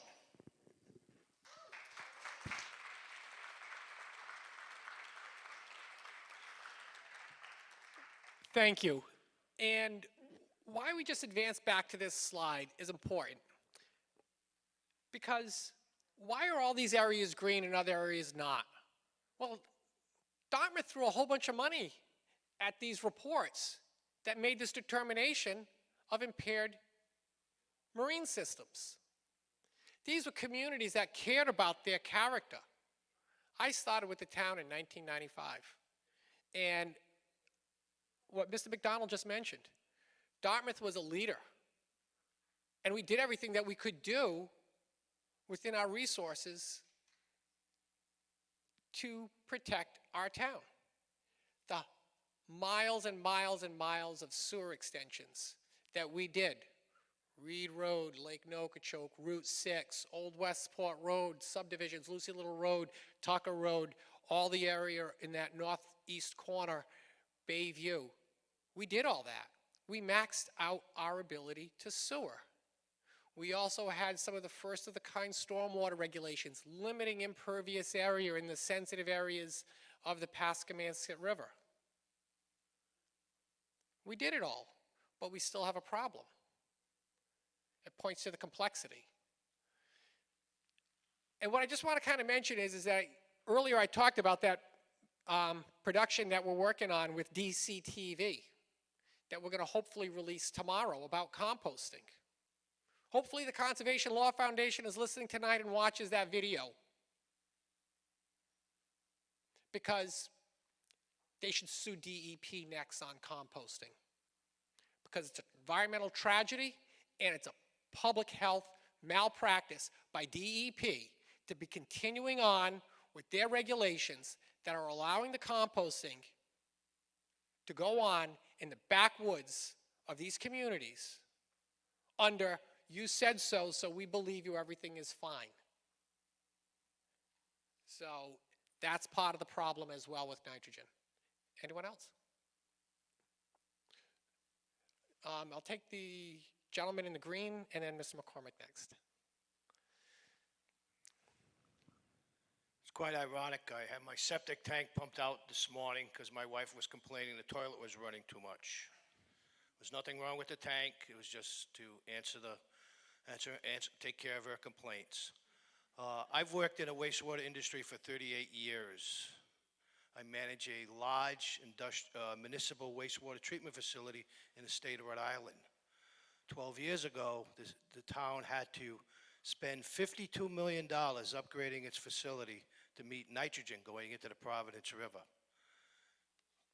The residents are paying, their sewer rates go up every year for the next 25 years. That burden is on the taxpayers. That's how it's funded, through their sewer use rates. I'm in that little corner in Westport, Fall River, where I'm directly affected by that. I've looked at the advanced systems. They're out there, but they're very expensive, and the problem is for some properties, they're just not big enough to even put them on your land because of the amount of area needed for the water that has to be discharged from these systems. It's a very tight problem that everyone's going to face. Mr. McDonald mentioned letters. There should be some maybe blanket letters or letters that everyone can send. If, form letters, we just put our own names on them, and that helps get the message out to our politicians. So you just kind of mentioned about like some of the complexities of trying to site septic systems on various properties, especially some of the smaller lots. I do a lot of bludgeoning of Mass DEP, and I told them I would. I said, because this is not right, what you're proposing. And I said, I hope we can agree to disagree. And unfortunately, I think they're taking the company approach on this. And the higher administration should really look back, because I've been around since 1995. I saw a very robust Mass DEP with their Bureau of Water Resources with septic systems and their employees and staffing. And then came the early retirements around the turn of the century, and they lost staff. And then a very adversarial relations with new administrations, and they lost more staff. So by 2012, they had lost enough staff that they pretty much said, we're washing our hands of Title V. We still promulgate regulations, but we're leaving it all up to the locals. So they had to make that decision because they had to decide where they were going to put their resources. And with the misstep, with that advisory committee that they shall have for the purposes of implementation and revisions as necessary to advise the commissioner, gives them the perfect escape route to say stop. Or it gives the governor or Ms. Tepper or Lieutenant Governor a perfect opportunity to say stop. This has been a bad process that began under a former administration. The people deserve transparency, and we need to start resourcing DEP's Bureau of Water Resources so that we are no longer dealing with archaic septic systems. Because when you put these advanced treatment units in, do we still need to size the disposal area downstream as though it was receiving high-strength wastewater? We're running out of resources down here in Southeast Mass. That's why some of these numbers that we hear about with new construction and repairs and 40 and 50,000 and 60,000, we're getting our sand from out in Plymouth. We used to be able to get sand here in Dartmouth and Westport when I started. And with the cost of fuel to go out there over an hour to get sand from the one or two suppliers that control most of the sand, these systems are only going to keep costing more. So we have to find ways to keep these systems affordable, because we're going to end up with a new environmental and public health crisis because people are not going to be able to repair their septic systems in the future if this continues. Was that everything, sir? As far as, what I would suggest is that I really can't express enough what Mr. McDonald said earlier, right from the heart, no matter what it is. Even if it's, your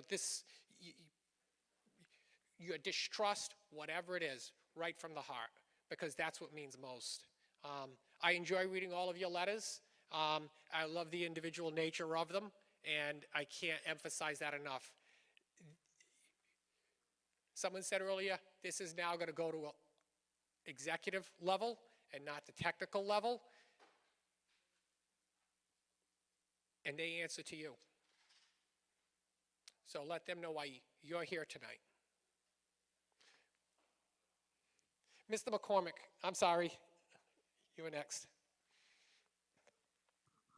Just a couple of quick questions. Have you heard any status on the bill introduced by the senators, state senators? I have not. And then I guess the other one, at the last select board meeting, I know they were trying to get on with the governor's office. I don't know if you had any luck with that. So that'll be my next letter, I guess, like ignoring us, okay. I can say that it is known that, I think tonight the lieutenant governor returns to the state, but both the governor and lieutenant governor have been out of state since all week.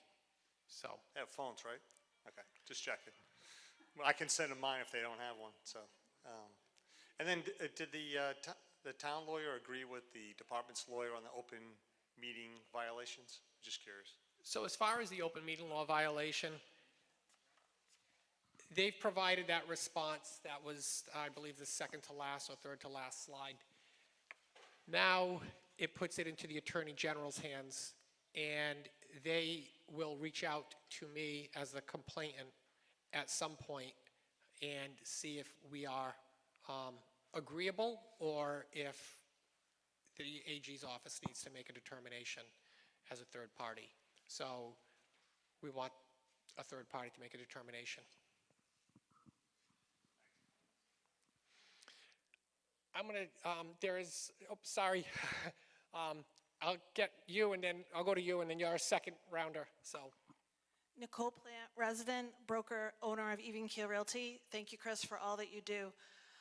Chris, from what I understand with this regulation, correct me if I'm wrong, Title V original regs, when you sell your house, you still have to pass at the site of transfer, and then we have to wait for the 3-year reg for the AI system for our area to be mapped. Am I correct? We're sitting in purgatory if these regs pass. So we have a stigma. I've been talking to multiple state entities. We're having a stigma. There is buyers in this room that are trying to figure out if they make an offer or if they purchase a property right now with a passing Title V, that it does the stigma, if they put even an AI system in today, in the next 3 years, that system will not pass. So I had a debate today with a state rep that they actually said that if we now have to go with Title V and we have to wait the 3-year hiatus and we type in on their map that they gave us with an address, now we have a stigma of all our properties, everybody that's under this little thing, that our properties will be devalued. That is so a we problem. all need to consider everybody who has a septic system will now have a stigma, your properties will be less, and your buyer will not want to pay because they might now, if you type on their address, your property will be worth less money. Taxes will have to go down on those properties that have to be, because they're going to have to be less for resale. So this is unfortunately going to be a huge town issue. I own a property in Westport with a septic system, and I own a property in Dartmouth with a septic system. Both of them will be the AI systems that will have to be replaced. So I would know right now I would be into it for over $120,000 for both my systems. I have gone through the engineering process. So I will tell you right now, this is going to be a stigma to this area no matter what we do. And Chris knows I've been trying to be quiet, but listening to everybody tonight about they're worried about the future's here. Type in your address. Tell me when I go to list your house. Please don't call me because I'm right here in front of your face, and I'm telling you right now, I have to tell you that the buyer I have to tell them. Every realtor will have to tell them now that in 3 to 5 years, they might have to replace their septic system. So now what do we do, people? Tell me what do I do with the public? There is one problem with the map. We've already identified it, that when you get along the margins of the map has inaccuracies. All I need to do is go down to the west corner of the Slocum River, and George's Pond in Demarest Lloyd Park, it shortcuts about 5 properties in there that I know, based on topography, land flow, and surface water flow, are part of the Slocum River watershed, and they're not shown in it. That was part of the town's comments. I certainly have looked at, and eventually I just had to stop because I said, there's enough problems with this. And these proposed regs do not have any mechanism by which you all, if you're in one of these perimeter areas, can make a plea and say, I'm not in it. But we all should be in this together, as I said earlier. This is a Commonwealth issue. This is a navigable waters of the United States issue.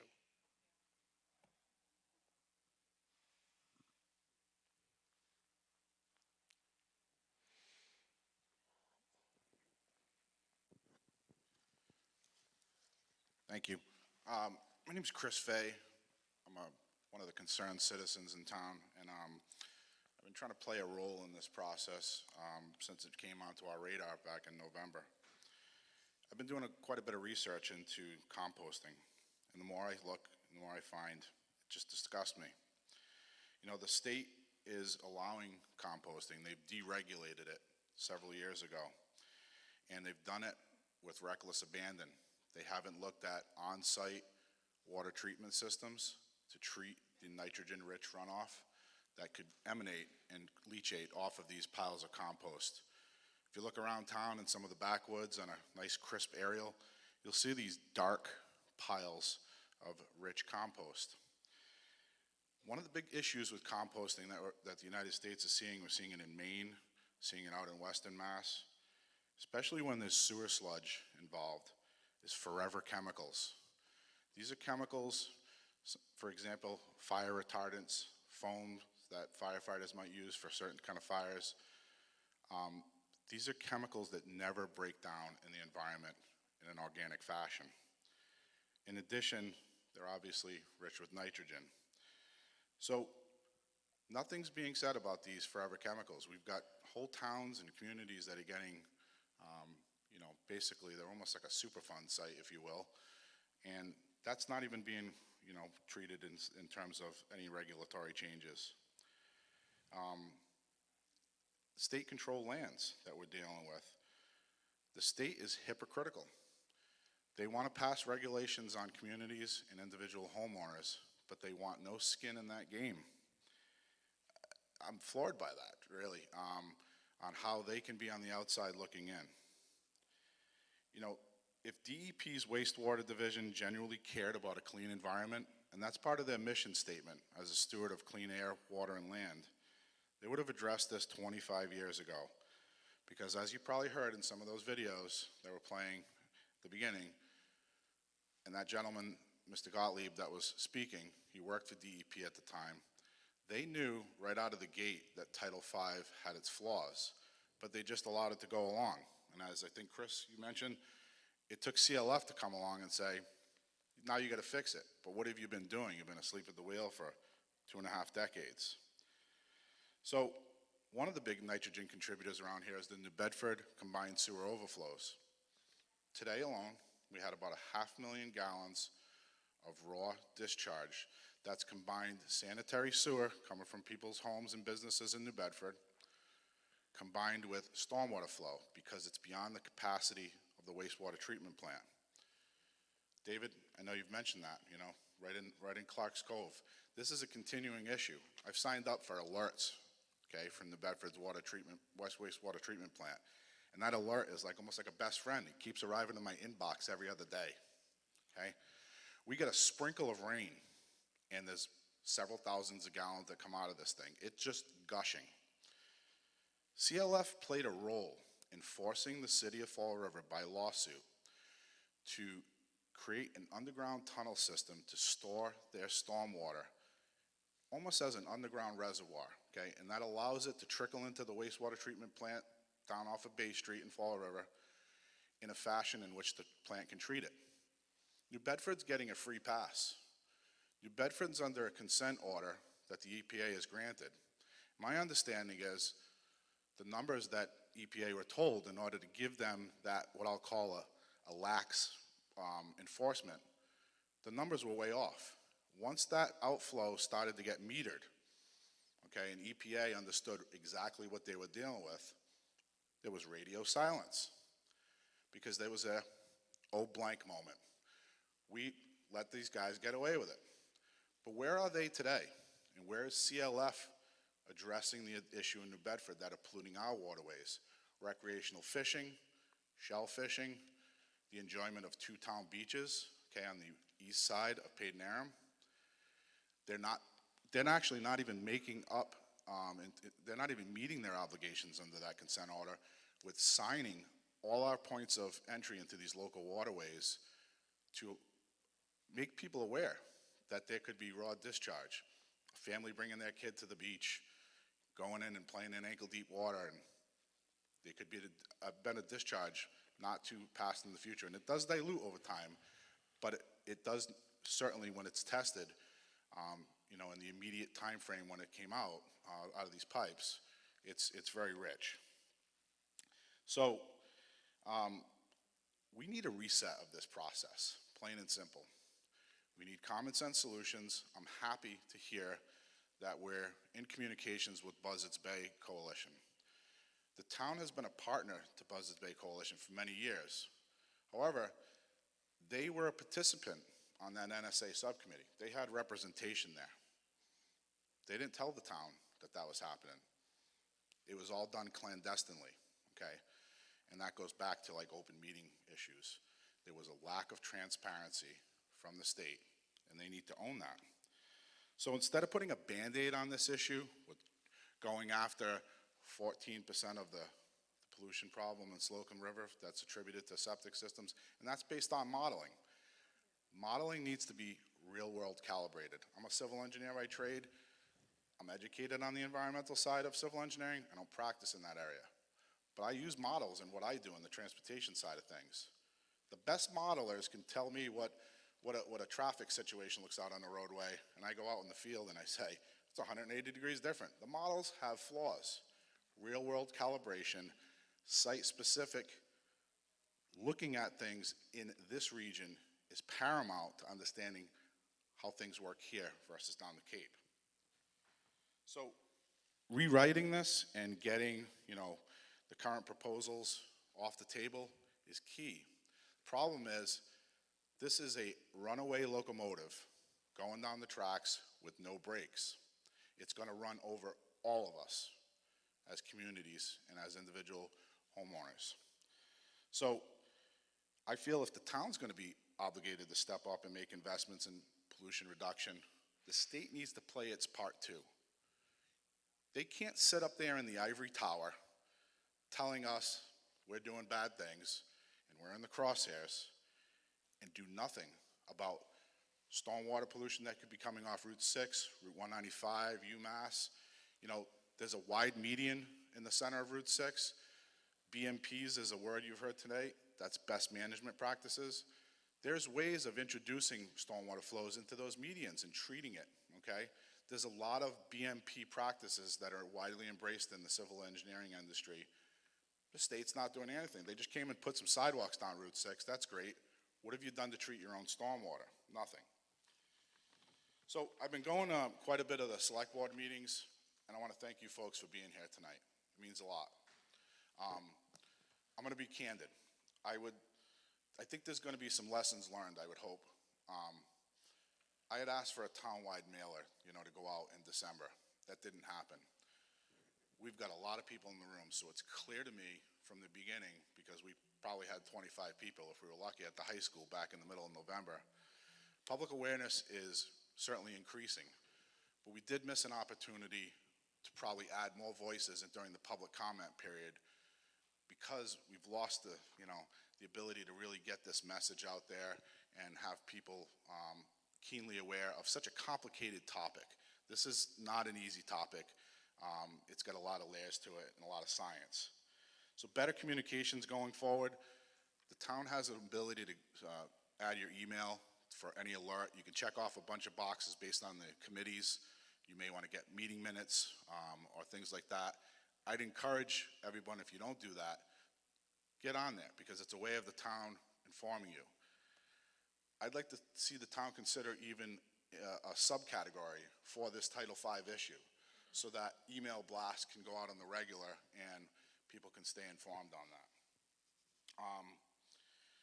I'd also request, if the opportunity presents itself to our select board and our town administrator, to add your individual voices into this equation.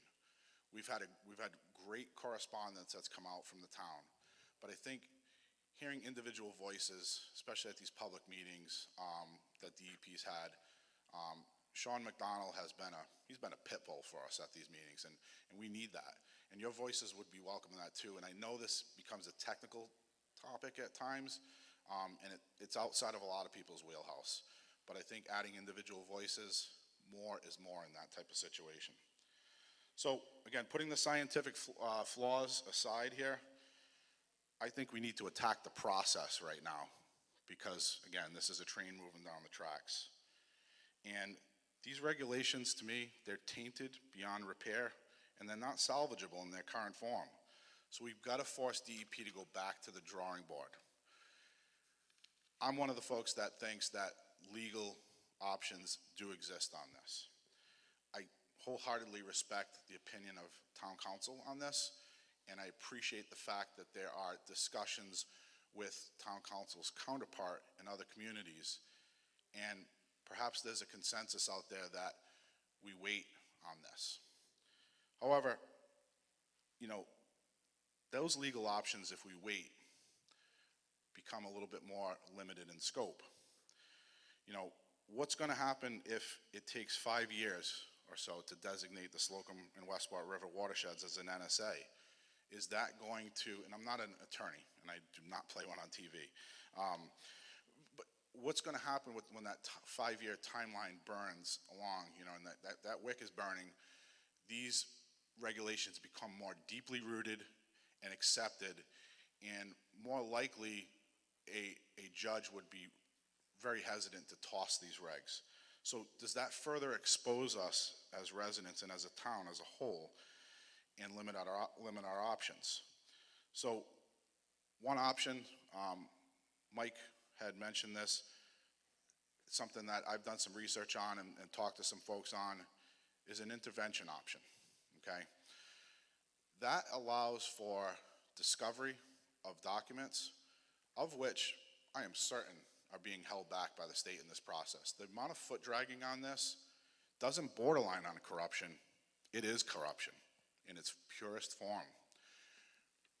We have open meeting laws and agendas and minutes that are posted because of transparency.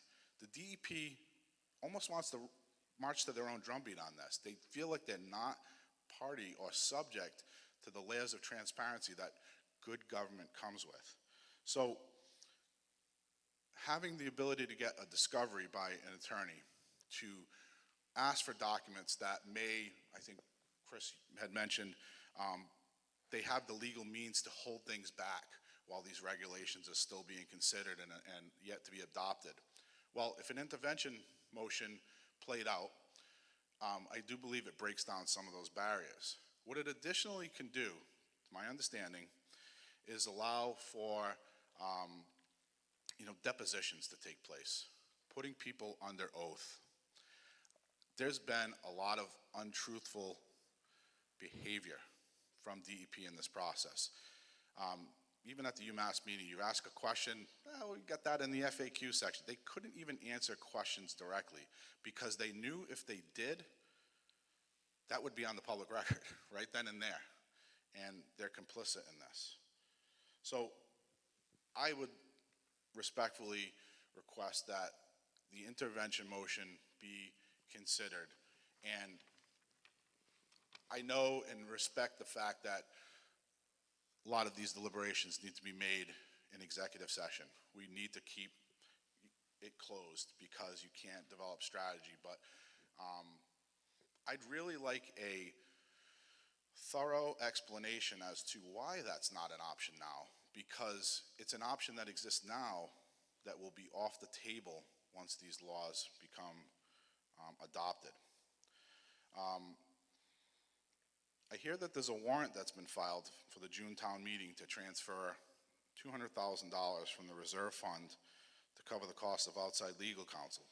And without a doubt, we're going to need outside legal counsel.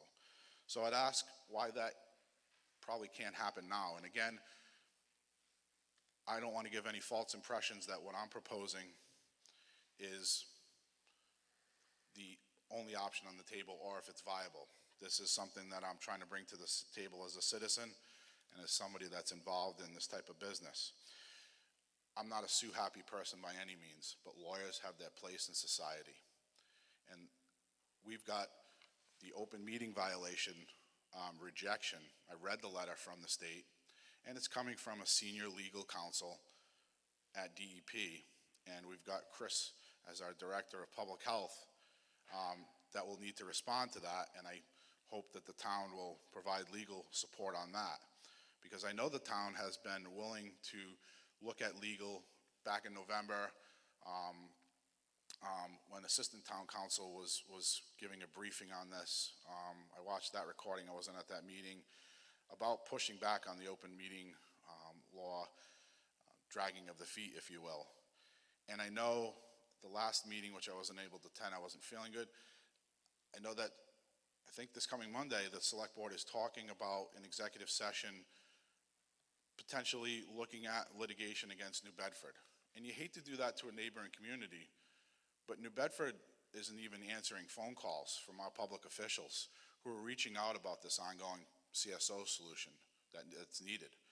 You know, they're looking at a long-term plan to make some tweaks to the system, but there's nothing in there about developing a massive tunnel system. You want to know why? Because that's going to cost hundreds of millions of dollars. There's no doubt about it.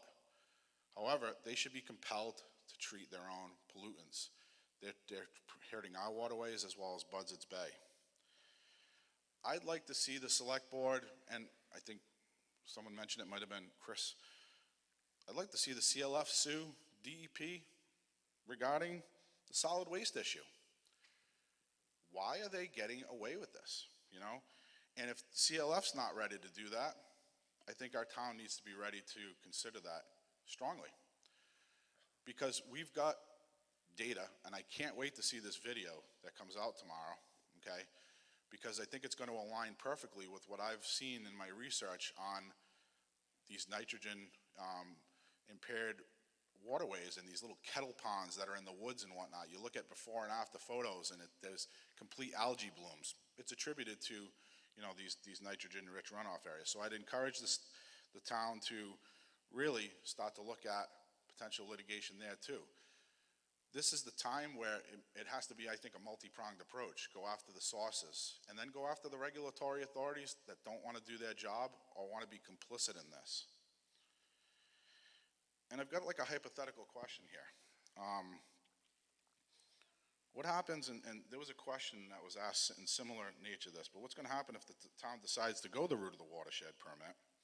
If for some reason that permit gets pulled, modified by DEP, say due to non-compliance and you're not hitting these goals, and the town has to renege on the watershed permit, that would then unfortunately expose septic owners to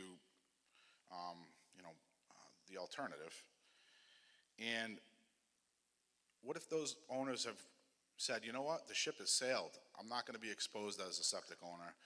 And I've done financial planning for whatever that particular household needs are. And then that cost sneaks up on them later on when they thought they were in the clear. I see that as exposing the town to liability from its own residents, right? And that's how complicated this is because there's so much at stake. I gave an earlier estimate at another meeting. Say it was a 35,000, just let's talk macroeconomics here. 35,000 on a system, and that's on the low end. 2,000 systems in Dartmouth. That's 70 million big ones coming out of this economy, coming out of our families' pockets for something that's literally to satisfy a lawsuit from CLF. There was a slide up that DEP, in response to an inquiry in Westport, the question was, are these IA systems going to work? They're on the record as saying that it's not likely to work. And in totality, if that's 14% of the pollution, say, in the Slocum River, that's barely moving the needle here, you know? So, in closing, this is a multi-pronged solution. And I know that the select board is passionate, just along with the town residents, of finding solutions to this. But I would just simply encourage pushing the envelope as hard as possible to look for legal options now. This process, it deserves to be derailed, you know? And one last thing, Assistant Town Council back in, I'm sorry, I forget Brian's last name, back in November, you know, he spoke about the pitfalls of the watershed permit. It's got a lot of entrapments to it. You know, I believe we need a watershed planning approach, not a permitting approach. Permitting comes with a stick, if you will, and that's been something that's been described by quite a few people in this process. If we went with a planning approach with agreeable mitigation techniques, okay, that allow for an honest, good faith effort on the part of the town, and if the resultant nitrogen reduction numbers fall short of that goal, the town should not be treated harshly, okay? And that's what's going to happen under the framework of the current regulations. I think it would be a lot more palatable if that collaborative effort would be allowed to proceed and continue to find areas where we can make additional gains. No one I've talked to in this process has said, this isn't our problem, I don't even want to hear it. It's not the case. We have a keen awareness of the place that we live here in Dartmouth. We're a coastal community. We take advantage of these rivers and these estuaries for pleasure, for recreation. Some of us, you know, fish out there, bring food home to our families. I think, and just what was just said a few minutes ago, Dartmouth's been leaning into environmental stewardship for a number of years, for decades. And now we're going to get slapped, not just slapped on the wrist, somebody's going to drop an anvil on it. That's just not right. So keep those pressure campaigns up on the governor, on Rebecca Tepper, Gary Moran, Elizabeth Chubb, and all these folks that are trying to, especially on the DEP side, ram it down our throat. There's no way this thing should have happened during a change in administration. There's way too many coincidences with this process, and it's flawed right to the core. Thank you.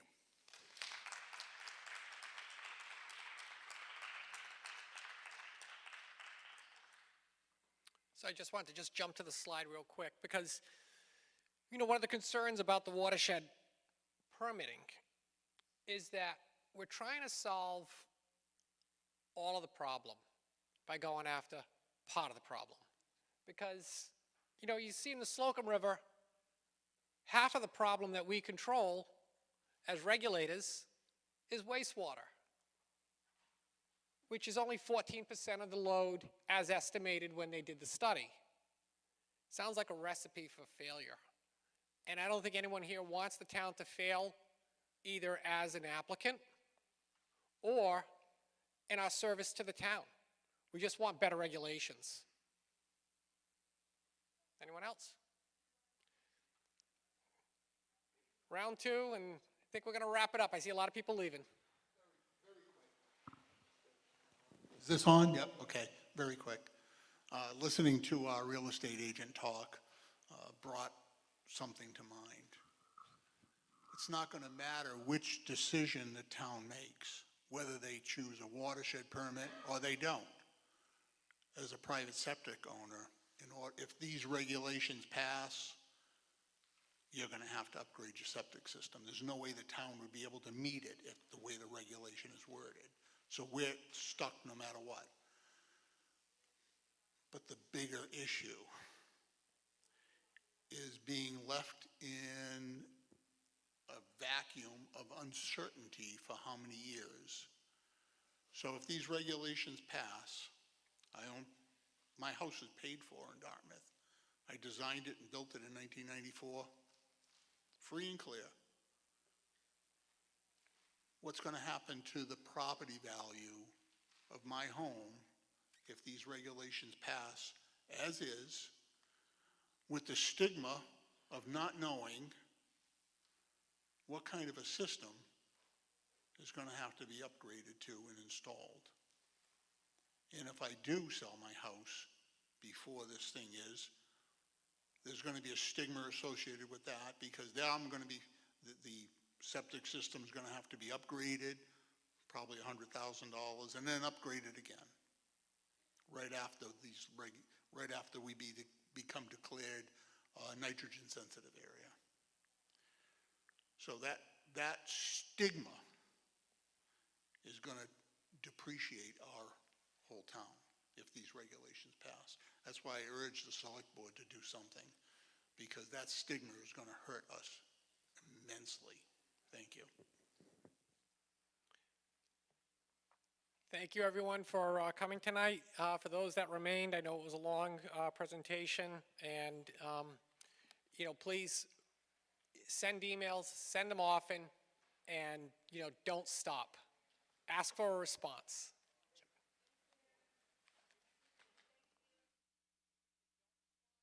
Ask again.